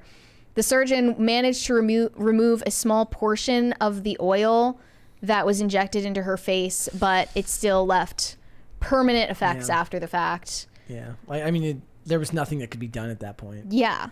And I remember, like, I think Jeffree Star talked about something similar that happened to him when he started getting lip injections. Someone lied to him and injected his lips with actual silicone instead of just the normal Juvederm filler that it dissolves and migrates on its own.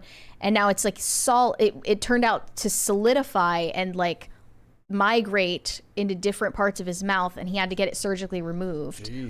Like, this stuff, I find it hard to believe because it's become so common since the 90s and even since the 2000s to get this type of stuff done. Yeah. But people still get botched, and there's a whole television show about it. Yeah, like it still happens to people, and I can't imagine like why a woman who was so naturally beautiful even thought that she needed to change anything anyway. Yeah.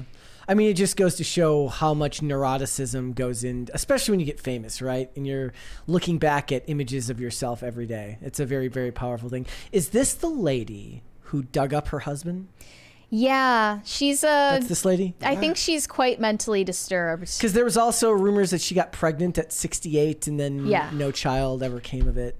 Yeah, she seems like another person who will just do anything for attention. Yeah, but she made up rumors of being pregnant at the age of 68, which would literally be a world record, because the oldest pregnancy recorded to date, I think, is a 66-year-old who had twins. She made that up. Just recently, we talked a couple months ago about the woman from Boy Meets World who was 54 and got pregnant, and she had a miscarriage. Oh, that's horrible. Yeah, it's really sad. Yeah. Yeah. That's tragic. Well, yeah, Lynn May also exhumed the body of her late husband, brought it home with her, and slept in a bed with the body. Yeah. For I don't even know how long. She didn't say, but it turned into a big fight with her mother, who was telling her, like, you can't do this. You need to, put this man to rest. Yeah, yeah. So clearly she is kind of disturbed mentally, and perhaps that's why she was drawn to changing her appearance so drastically in the first place. But you know, I thought this might have been fake news, but the more I looked into it, the more horrified I became. And I think what's even worse than this is the people who don't get like botched just in a one and done procedure. They end up ruining their faces over like gradually, incrementally over time, and then they lose all sense of what they used to look like. And it's happening earlier and earlier. Remember when he did the video about all of the women who work at like the health and beauty spa who were talking about all their injectables and they were in their 20s? There was one who was 23 and I swear it looked like she was 45. But then there was a lady that was in her 50s who looked like she was in her 30s. That was the ironic part. Because she started later. All of the older women who worked at that you know, so-called medical spa probably started getting injections and fillers and Botox later in life as it became more popular culturally. But all of the young women who worked there started off essentially maybe even before turning 18, which should be illegal, honestly.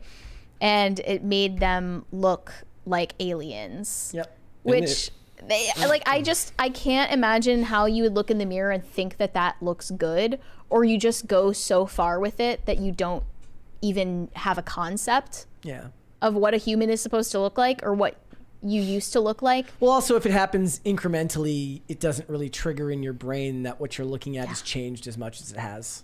Yeah, and I think I don't know, this might be controversial of me to say, but I think that there's a misconception that men find women with filler and Botox unattractive.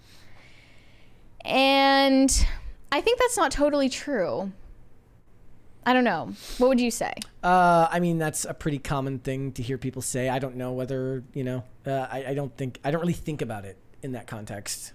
Like, when I see top lip that's like this big and it's flat, definitely not. There are warning signs. Yeah, and or I mean, to me, it speaks more. Like, you know, it's not even about what it means for them physically. It's that it tells me they're vain, and they care more than they should about their physical appearance. I think you should care about how you look. I think that matters, but I do think that there's a certain level of vanity that goes too far for me personally. It's just not something that I would, you know, want to associate with. I can understand some Botox, but the whole cutting up of lips and cheeks and everything kind of feels like it's too much. Yeah, I obviously I think that there are ways to do it that are far less noticeable. Yeah. And that's essentially what I mean is like, I think men find it unattractive when it gets to that extreme point, because that's when you're noticing it. You're not supposed to notice it if it's actually done right. But these doctors, so-called doctors, don't want to tell women when they've gone too far because, you know, they're making a profit off of their insecurities and vanity, as you said. Like Erin Moriarty, whatever her name is. Yeah, you know, that was one of the worst examples.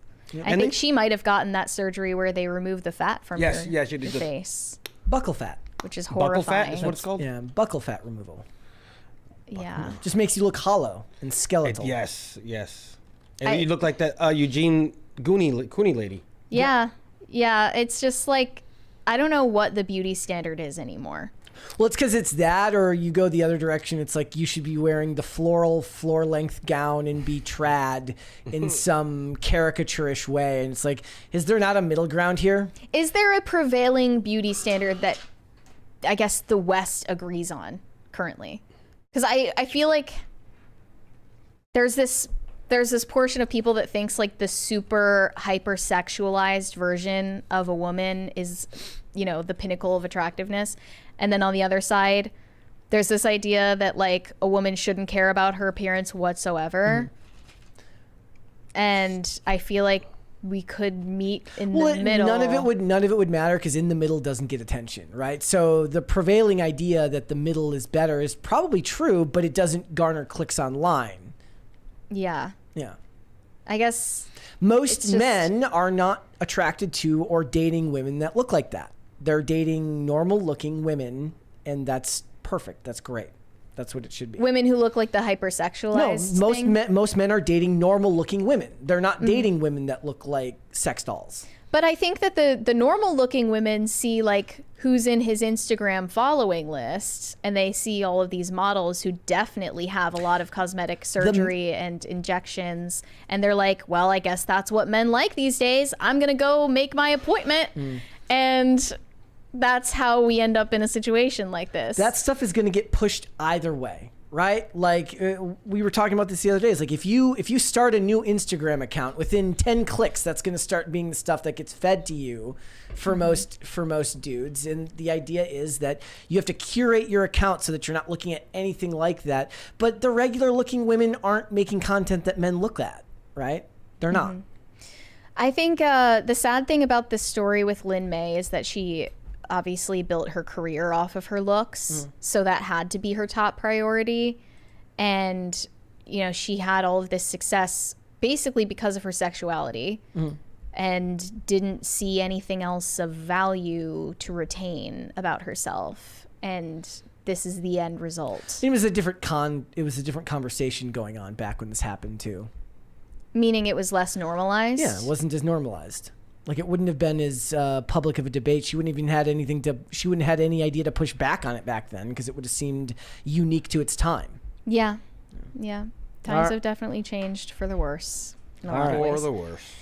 Let's finish up our super chats. The Gym said, too much content, 2 weeks is too long, I don't have time, etc., etc. Sounds like your attention span is suffering from TikTok brain rot, my guy. That is 110% true. Everything that you just said is true there. But what I was my point. All right, we don't have a rebuttal. My point that I was making to the 2 week part is not for me, but for general audiences might consider 2 weeks between episodes too long. The episodes themselves are too long. Yes. Look, I don't want to watch a movie. I maintain that 42 minutes is the perfect length for a TV show. If it's not that, I don't want it. Okay? Miss me with that nonsense. Shane H. Wilder said, oh no, someone who doesn't eat 5,000 calories a day while sitting on their flabby fat ass all day, she must be stopped. Yep. She's committing war crimes. Corey Anderson said, how come tons of funds chesties inverted instead of growing out with her? Also, fatties shouldn't be allowed outside. It is offensive to my eyes. All right. Well, all right then. I don't know what any of that means. Well, he doesn't like looking at big people. Oh, well, yeah, we're relating. JTR11 said, nothing represents the media almost getting it than the movie Don't Look Up. Yeah. I never watched that movie. Did you? I didn't think it was bad. I didn't see it. Okay. Wet Whiskers said with like a lot of E's. And there's a 3 in there as well. Shane H. Wilder said they're turning the freaking brain frogs gay. They really are. Wet Whiskers said justice for Mocha. Brett front bun. Let's go. There will be no justice for Mocha. You can keep trying. It's never going to happen. Put a Mocha on. Nope. Greg Duvier said, I have a feeling lots of these celebs that are pro-ending pregnancies have had one in the past, and they don't want to feel guilty for getting one. I don't even think they think about it that hard. It's so normalized in the culture, I don't think there's any guilt there for them. I don't. I think given how disastrous it possibly could be for an actress's career to get pregnant in her 20s or even 30s, it's not unlikely that a much higher proportion of women in Hollywood have gotten abortions. Yes. It's really funny in the show Bones, they ended season 7 early so that Emily Deschanel could have her kid. Like, they didn't even go on without her. They stopped the season early and then picked it back up after the fact. I guess if you're indispensable to whatever it is you're involved in, then that's great. There's plenty of shows, but the thing, you're already such a small, like, if you're on a mainstay, like, running show that's been on for a long time, you're already part of an elite class of people in Hollywood. Very few people get to that level anyways. But if you're Scully, if you're Gillian Anderson, then they just put you in the frumpy coat and put a bunch of books in front of you to hide your pregnancy. But most women in Hollywood aren't given that opportunity. Yeah, and like Margot Robbie is pregnant right now. Yeah. She couldn't have done that during the press run for Barbie. They wouldn't have tolerated that. I don't know. I mean, Megan Fox also said that pregnancy is treated like leprosy in Hollywood. So I would take her word for it. But she's got 3 trans kids, so. Yeah, don't know what's going on there. Clearly something untoward, but she said that her career fell off a cliff once she started having kids, and it was because no one wants to give you a job if they're worried that, you're going to need to take maternity leave or whatever. And it obviously changes your looks too, which is a huge part of that profession. So I think that definitely is true. That, like, a higher proportion of women in Hollywood have gotten abortions than the rest of the population. Oh, go ahead. I was going to ask, do you think that it's true as a woman that they don't hire people, women list often because of a chance of getting pregnant? If there were a policy, like some people advocate for mandatory maternity leave, that would definitely happen. You know what Hollywood will just start doing? Just hire trans women. Yeah, easy. Still get all the representation points and none of the pregnancy. Yep. Nate said, anything for attention? You mean a woman? Oh, my. Well, that's very judgmental. The Rumbling said, Brett needs to wear Matt Walsh's wig from Am I Racist? RSGJ, Marines have ARFID with crayons. Hooah. Hoorah, hoorah. You only eat crayons. Yeah. Shane H. Wilder said, JoJo in a cod piece. I'm going to go puke real quick. BRB. There you have it. Hope you're Sorry okay, bud. about that. Yeah, best luck. Hope you're okay. Nate said, anyway, I've been away a while, so where are you? I'm so sorry. I cannot sleep. I cannot dream tonight. You have to say, where are you? Where are you? Well, thank you for coming back. Nate. Shane H. Wilder said, okay, I'm back. What other man-made horrors you got? That's all we got. There's for always today more. But there will be more. Mm-hmm. Wet Whiskers said Tim finally gave Robert G. Stanley Jr. his own show. Oh, hi, Brett and Mary. By the way, what's the G stand for? Gangsta. That makes sense. I like that. Court, thank you. Prometheus 1987 said, my 10-year-old son sent me a VM telling me how he understands and appreciates all the things I do to help set him up for the best future possible. That's what it's all about. I'm still emotional. Oh, that's really cute. That is nice. He also said, my 10-year-old daughter, yes, I have twins, told me a few months back to help her get rid of all her JoJo stuff because, quote, she is not doing good things anymore. I must be doing something right. Heck yeah. Yeah, well done, bud. That's awesome. See, if you just raise them with the right values, then, you don't have to do all the work. He said, not to leave my little guy out, my 6-year-old son lost his first tooth yesterday. I wonder if parents these days do the tooth fairy thing, since more and more are saying they're just not going to raise their kids to believe in Santa. Oh. Ugh. You hate that? I hate that. I feel like this debate has come up before. Life is already long and arduous as it is, and you zap a whole lot of joy out of people's lives as they enter adulthood. Why would you do that prematurely? And I despise the superior tone they speak of which when they talk about how they don't raise their kids to believe in Santa. It's like, I'm not gonna tell my kids about Santa, and you're a bad person for telling your kids about Santa. Ugh. Red Snow said late to the show, but still praising Space King. Thank you. Hi. BMF Nate Dogg said that is a Muppet, not a woman. Yeah. Definitely was the first thing I thought. Me too. Yeah. Shane H. Wilder said, and here come the new man-made horrors. Quit putting stuff in your face. And she dug up her husband. What fresh hell is this? Sorry. If we have to read about it, so do you. Geneva said oldest recorded pregnancy was a 90-year-old woman. No way. I thought. I'm looking. That's what I love about the internet. You just be saying stuff even if it's not true. Let me fact check, because I'd be shocked. There's no way that's true. I'm gonna have to fact check Mary. Okay. The oldest recorded pregnancy. I'm seeing some in their 70s. Okay. 73-year-old in India, a 70-year-old in Uganda, back in 2023. That's crazy. How is that even possible? I'm seeing 2015, the 65. You know what it is, Gave Mary. twins. It's the seed oils here. That's why you can't get the pregnant. Seed oils. Yeah. Yeah, they're not drinking enough raw milk. A 74-year-old woman gave birth to twins back in 2021. Maybe the oldest recorded birth. That's wild. Yeah, if Brave ain't lying to me again. I got twins at 73 in 2020 and 2017. An Indian woman. Exploding Prinny said just us for Mocha. There will be no justice for Mocha.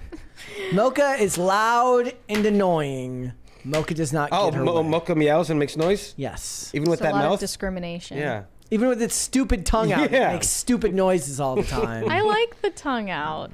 It's cute. Shane H. Wilder said classic Hollywood starlets had kids all the time without worrying about work. It's almost like something changed culturally. Well, I think you would be surprised to find out how many of those classic Hollywood starlets did get abortions. Yes. Actually, because, birth control was less accessible back then. And I know for a fact Marilyn Monroe got many abortions. Prometheus said, we do the tooth fairy, we love our kids. See? So There glad you to hear go. it. There you go. Potatoes for Seamus said, Lin May, yay, you finally put a woman on. Congrats. Oh We boy. finally complied with your request. Yep. They're in the chat. They're roasting me, saying they take Mocha over me any day. Well, you haven't heard Mocha meow. Okay? Maybe Mocha could send us in a voicemail. It's not even. That's already been considered. I said I would nix it on. Can we get a voicemail from Mocha? We'll have to wait and see. Just so we can see whether it's as annoying as you say. It's a ghastly, ungodly sound that no man, nor woman, nor child should ever have to hear.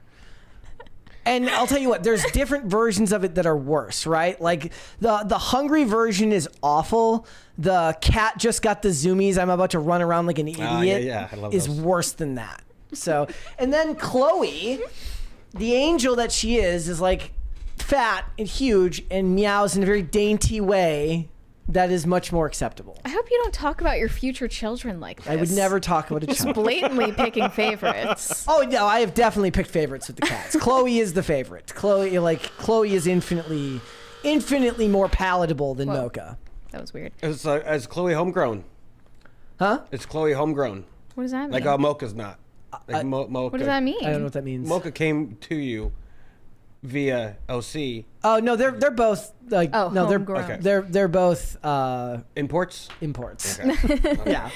You're the dad who stepped up. Yeah, that's There you go, I'm there the you cat go. dad that stepped up. I am. Well, I get home from work and they're like, feed me, and I'm like, ugh, fine. Is it like a guttural meow? Yes, it's that like, maybe "Oh." it might be the best way to pretty good. describe it. Like, it sounds like somebody is both choking her and punching her in the gut at the same time. It's a That's- horrible sound. She's just expressing And herself. and here's the thing, that's bad enough at like 6 p.m. At 3 in the morning, just no. I mean, luckily, it's not my responsibility to feed her at 3 in the morning, and I can just turn over on my deaf ear and just make it go away. a Anybody man has his limits, though. exactly. Prometheus. It does. It's okay. Dustin Wynn says it sounds like RFK Jr. Basically, yeah, it does. Mocha sounds. It's 3 a.m. and you just hear seed oils. Mocha could be the love child of Olivia Nunzi and RFK. Is that her? Nuzzy? Yeah, Nuzzy. Nuzzy. Then that reporter chick Nuzzy. and RFK. Yeah. I don't even want to think about that. Prometheus said there is a small window for magic. Let's have it. Exactly. Like I agree. don't deny your children the ability to have some magic. But also, I never believed in Santa. No? You're one of those? I don't know why. I just knew that they were lying from the beginning. I hope no kids are listening right now. What about you, though? Did you? We knew our parents got us Christmas presents, but But you didn't. So you mean you didn't I really? kind of played into it, I guess. But we always knew like they were downstairs putting presents under the table, under the tree. What a sad life. at the age you've of like both 6. lived. So you knew it was pretend from the jump. From what I can remember, at least. If mom's watching, sorry, Okay. mom. So I just didn't have the ability to play along. I would just be a total smartass about it and try to no, I don't get them remember to being- admit. I don't the remember truth. doing that part. Yeah, I was just a little shit. So we got gifts both from our parents and from Santa. Yeah, same. And the gifts from our parents would go out the night before under the tree, and Santa's gifts would appear in the morning with stocking, with stuff in the stockings, right? Yeah. Okay. Potatoes for Seamus said maybe if you put Mocha on, then we might understand. No. I think it would be cat abuse to put Mocha in the studio. It's a very Loud. It's very yeah. like loud and Bright crazy. I will consider environment. making you all listen to the meow. Okay. If it can be captured, it'd be on very a voicemail. It would be very hard. Can we to put capture it. is the link for the voicemail in the description today? Because I just want to take every opportunity to remind you I mean, guys. I can send people what to voicemail? the. I can We're send gonna people be- to the Timcast Discord sign Yes. up. Yeah, you have to be a member already on timcast.com, but if you are already a member, then you can go to the PCC Discord, and then there will be a channel for sending us voicemails, which we'll react to on episode 700 this Friday. I've just linked it there. Brett said something about it, but I didn't know it's actual words. We're gonna get words and Yep. voices. Nice. Yeah, we're Nice. finally gonna Nice. put a voice to the text. We got a 20 from... Which I would actually hate because I hate the sound. Like I never listen back to our stuff. I hate the sound of my own voice. The You're idea of not going to having- send us a voice. I'm not going to send us a voicemail. The Manic Mustache sent a 20 late as usual, but at least I was here yesterday. Brother Billy Bad Beard has finally found a reputable red battle panda dealer. Mr. G, can I put you on the waiting list for a post-apocalyptic stead to ride into the revolution? C, yes, 100%. I love You're all in. post-apocalyptic steed rides into the revolution. I just wanted my own pet battle panda It that sounds I awesome. can take with me Nobody, during the post-apocalyptic war we're eventually all going to have to be part of. sooner or later. Shane H. Wilder said, or they gave up acting to become Princess of Monaco like Grace Kelly. That was iconic.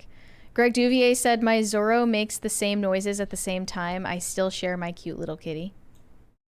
Well, that's Well, I because guess you you're have just a a heart. better person than me. You have a heart. And apparently, Look, Brett I doesn't. share Chloe. Chloe gets on Cute of the Day all the time. The little neighborhood cats like Dusty and Bucket end up on the Cute of the Day all the time. It's not my fault that one of them is defective. Okay? Yeah, It's he's my not fault. cute. There's no way Mocha is even cute a little. Yeah, it goes against, like, if it was called Derp of the Day, then maybe we would do that. Derp But that's of not the what it's day. called. So I'm sorry. But it's the fact that Mocha looks so stupid that makes her cute. No. Few understand I mean, this. I don't. that runs completely opposite to human evolution and like evolution as a whole. What? Now you're making it about science? Stupid isn't cute. Stupid is the stuff where, like, you know, like if it doesn't look like you're going to be able to survive, the parent just abandons Look, it. I'm worried because babies look stupid sometimes We've and they evolved- make stupid noises. right off the We've bat, yeah. evolved. I hope that you we've don't evolved- feel this way about We have babies. evolved past that. You know, we've evolved past that. Okay. If you say so. Wet Whiskers said Crisis Party song with Mocha. No, That's no, that would be horrible. It's too far. Yeah, that We're would be going too far. horrible. We can't dance to that. Potatoes for Seamus said Brett put Mocha on or wear a Lin May mask for 700. Oh, I jeez. wonder if they sell those. That'd be wrong. It's a saw mask. I mean, they do. I mean, she Yeah, should be. okay. She should be selling them. Like, if it's kind of like we were talking. You could not have been more into the bless you. mic. That was impressive. That was awesome. Excuse me. Like, you know, if she wanted to, we were just talking about Jojo Siwa's, like, all attention's good attention. You know, it doesn't Yeah. matter if it's positive or negative. Lin May should be selling the masks if that was her outlook. I told you about that one time when like a saw mask got delivered to my house With no, nothing, Oh yeah. yeah. no return address, no message, nothing. That's- Oh, by the way, bless you. Thank you. Yes. Thank you for that. The chat says so as well. Thank you, chat. Red Snow said, "Little Richard pressing down on me, pressing down on you." Little Richard pressing down. Isn't that a song or I something? don't know. Maybe. Pressing down on me. So press down on you. Prometheus said, "My LDS conservative girlfriend roped me in 17 years ago and saved me eternity financially and politically. Nice. For the record, she is stay-at-home homeschooling our kids." Wow. Well, that's probably why your kids are so based. Based. I hope you're not LDS though. What is that? Continue on. Latter-day Saints, Ah. I think. Mormon? The Church of Latter-day Saints is the Mormon church. Shane H. Wilder's next. I don't know. I don't have any more. Nope. Says you'll actually get to hear Big Dave. It brought tears to my eyes. And bless you, Mary. Oh, Big Dave sent a voicemail? Yeah, I saw that on Shocking. there. Yep. Don't listen to it. I want to be surprised. Prometheus, it's just the most just vile call to violence you've ever heard. Okay, no, okay. If any of you were thinking He's been waiting his whole life for this moment. Like, if any of you were thinking of sending crazy messages like that, we will be screening them beforehand, so just except for Big Dave's, apparently, which I've been told not to listen to. No, I mean, we're going to get Andrew to screen the messages. We'll rope him into it, so that nothing, violates TOS or doxes anybody. I don't know. We don't know who you are. We don't really know what you're capable of. So just don't even try it. Don't try it. Don't try to be cute with us. Prometheus says, bless you. To you for your Thank sneeze. you. High Voltage 75 said, ow, my ears, Mary. And Sorry. Prometheus says, I am LDS. Well, I hope that you convert to Catholicism in the future. There you have it. All right, guys, before we go, would you hit the like button on this video, please, and subscribe to this channel if you have not done so already. Thank you. Everybody dance. Okay. Eating the dogs, they're eating the cats. Eating the cats. Eat the cat. They're eating the dogs, they're eating the cats. Eat the cat. Eat the cat. Thank you. The dogs, they're eating the cats. Eat the cat. Perfect. Guys, thank you so much for that. I think I want to have a new Crisis sound on Friday. Okay, well, we'll have to... You know the one. Yeah. Dun, dun, dun, I mean, it's not going to be very fast-paced or upbeat, but I know what you're talking about. I think it's pretty upbeat. Okay, well, The we'll lyrics aren't, but the song is. We'll have to make that Wink, wink, tomorrow. nudge, nudge. All right, Raymond, my friend, thank you. Hey, thanks for having me, guys. Always a pleasure. Where can they find you? Shout out Crisis Actors, Raymond G. Stanley on X.com. That's it. Perfect. We have a couple more super Oh, and chats. Monday I'll be doing IRL, so rock and roll with Alex Stein. Perfect. Potatoes for Seamus said, Brett, I hope you like my voice message. Voice message. My non-voice message, it says. Oh, sorry. Red Snow said, was a lame version of Under Pressure for Richard. Under Pressure. James Boy 1066 sent us $1.99 without a message. Thank you. Thank you. Shane H. Wilder said, hey, I am a good little Catholic boy. I wouldn't say anything untoward. Okay. Well, we're not worried about you. It's just, we don't know what people are going to say. Prometheus said, back at you, Mary. Oh, so you hope I convert to Catholicism. That's what he meant. That's what I'm you mean. Greg Duvier said, now it is Cringe Cute Derp of the Day.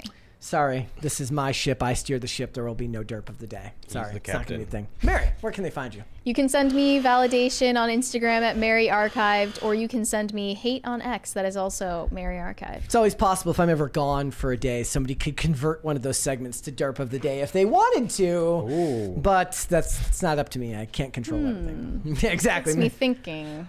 All right, guys, if you want to follow me, Instagram and Twix at Brett Dasovic on both of those platforms. This show is here 5 days a week, most of the time, Monday through Friday, 3 p.m. Eastern Standard Time. That is noon Pacific. We are on Amazon Music, Apple Podcasts, Pandora, and Spotify if you prefer to listen rather than watch. And if you want to follow the show on social media, we are on Twix at popculture_show, Facebook and not TikTok at Pop Culture Crisis, and on Instagram at Pop Culture Crisis Pod.